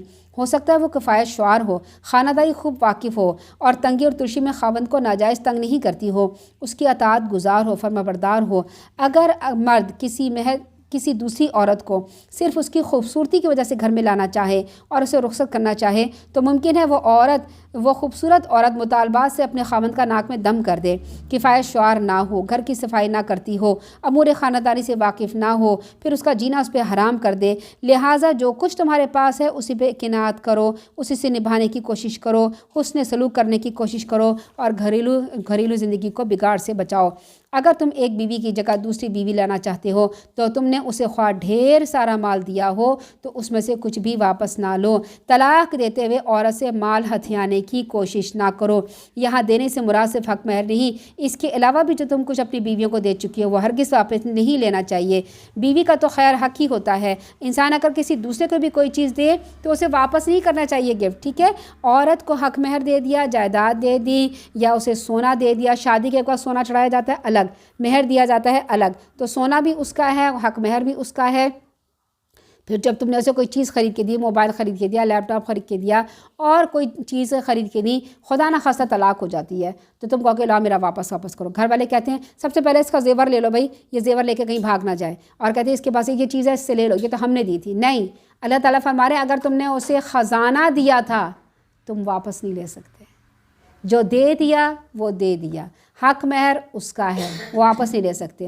تحفے تحائف اس کے ہیں، واپس نہیں لے سکتے۔ سونا چاندی اس کا ہے، واپس نہیں لے سکتے۔ اللہ تعالیٰ نے فرما دیا تم بہتان باندھ کے کیا کہتے ہیں، اور جی یہ طلاق لینے کے لیے کیا کہتے ہیں کہ یہ جو فلانا عورت، یہ جو میری بیوی ہے نا، یہ خدا نہ خواستہ فلانے کے ساتھ فکس تھی، فلانے کے ساتھ اس کی جو ہے یہ تعلقات چل رہے تھے اور اس تعلقات کی وجہ سے میں اسے طلاق دے رہا ہوں، اور اس کا اتنا زیور جو ہے یہ زیور بھی لے کے بھاگ گئی، یہ چیز بھی لے کے بھاگ، بھائی وہ سب تو اسی کا تھا، وہ سب کچھ اسی کا ہوتا ہے۔ تو جب بھی خدا نہ خواستہ کہیں کوئی ایسے معاملات آئیں، اگر وہ لڑکی کہے کہ بھئی میں یہ واپس کرنا چاہتی ہوں یا یہ ان کا ہے وہ مانگ رہے ہیں، تو نہیں، وہ اس کا ہے۔ کون کہہ رہا ہے؟ اللہ تعالیٰ کہہ رہا ہے۔ اللہ تعالیٰ فرما رہا ہے کہ اگر تم دوسری شادی کرنا چاہتے ہو، اپنی پچھلی کو طلاق دینا چاہتے ہو، تو تم نے اسے پورا ڈھیر سارا مال دیا ہو، کوئی خزانہ دیا ہو، تو تم اسے واپس نہیں لے سکتے۔ تم کیسے لے سکتے ہو جبکہ تم ایک دوسرے سے لطف اندوز ہو چکے ہو، وہ تم سے پکا وعدہ لے چکی ہے۔ جن عورتوں کو تمہارے باپ نکاح میں لا چکے ان سے نکاح نہ کرو، مگر جو پہلے ہو چکا سو ہو چکا۔ یعنی عرب معاشرے میں یہ تھا نا کہ اگر بیٹا فوت ہو جاتا تو اپنی بہو سے نکاح کر سکتے تھے، تو اللہ تعالیٰ نے اسے منع کیا۔ یہ بڑی بے حیائی اور بیزاری کی بات ہے اور بڑا برا چلن ہے۔ اللہ تعالیٰ نے کیا فرمایا، کیا کیا حرام، کون کون سی عورتیں حرام ہیں؟ تم پر حرام کی گئی ہیں تمہاری مائیں، یعنی تم اپنی ماؤں سے نکاح نہیں کر سکتے، تمہاری بیٹیاں، تمہاری بہنیں، تمہاری پھپھیاں، تمہاری خالائیں، تمہاری بھتیجیاں، تمہاری بھانجیاں، تمہاری وہ مائیں جنہوں نے تمہیں دودھ پلایا، تمہارے دودھ شریک بہن بھائی، تمہاری بیویوں کی مائیں یعنی ساسیں، تمہاری بیویوں کی وہ بیٹیاں جو تمہاری گودوں میں پرورش پا رہی ہے۔ یعنی اگر ایسی عورت سے شادی کی جس کے پہلے سے بیٹی ہے تو وہ بیٹی بھی آپ پہ حرام ہے، بشرطیہ کہ تم اپنی بیویوں سے صحبت کر چکے ہو۔ اگر تم نے اپنی بیوی سے صحبت نہیں کی، یعنی ایک ایسی عورت سے شادی کی ہے جس کی پہلے سے بیٹیاں ہیں، نکاح کر لیا، لیکن رخصتی سے پہلے ہی اس عورت سے طلاق ہو گئی، پھر تم اس کی بیٹی سے شادی کر سکتے ہو۔ لیکن اگر رخصت کرا کے اپنے گھر لے آئے ہو، ازدواجی تعلق قائم کر لیا ہے، پھر تم اس کی طلاق کے بعد اس کی بیٹی سے شادی نہیں کر سکتے۔ تو ان کی چھوڑی ہوئی ان کی لڑکیوں سے نکاح کر لینے میں کوئی حرج نہیں ہے، یعنی جن سے ابھی تم نے صحبت نہیں کی۔ تمہارے ان بیٹوں کی بیویاں بھی تم پر حرام ہے جو تمہارے صلب سے ہوں، یعنی سگے بیٹوں کی بیویوں سے نکاح نہیں کر سکتے سسر۔ نیز یہ کہ تم دو بہنوں کا اپنے نکاح میں جمع کرو۔ دو بہنوں کو شادی اکٹھے ایک آدمی سے نہیں ہو سکتی، کیونکہ جب بھی سوکن ہوتی ہے تو سوکن سے کیا کرتی ہے؟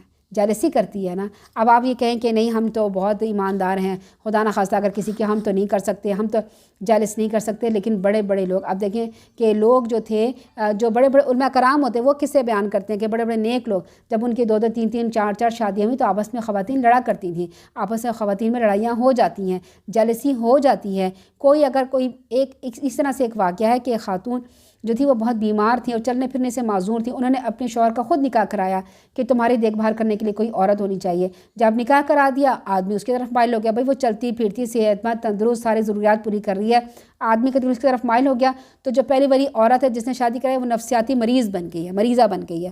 تو ایسے جو ہے نا کرنا آسان نہیں ہوتا۔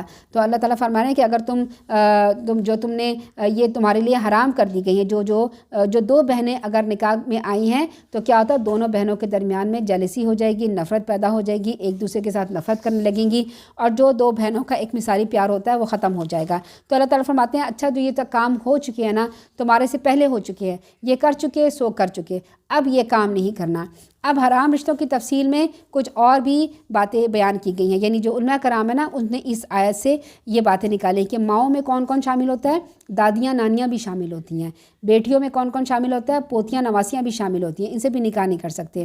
بہنیں کون سی شامل ہوتی ہیں، جو سگی ہوتی ہیں، علاتی ہوتی ہیں، اخیافی ہوتی ہیں، ان سے بھی شادی نہیں کر سکتے، پھوپھیوں سے بھی نہیں کر سکتے۔ خالائیں خواہ سگی ہوں، اخیافی ہوں یا علاتی ہوں، سب حرام ہیں۔ بھتیجیوں کی بیٹیاں وہ بھی حرام، بھانجیوں کی بیٹیاں وہ بھی حرام، رضائی مائی جنہوں نے دودھ پلایا وہ بھی حرام، رضائی بہنیں وہ بھی حرام، ساس اور سالیاں جب تک کہ ان کی بہن نکاح میں ہو، جب بہن سے نکاح ختم ہو جائے یا فوت ہو جائے تو پھر تم سالی سے نکاح کر سکتے ہو اور ساس سے نہیں کر سکتے۔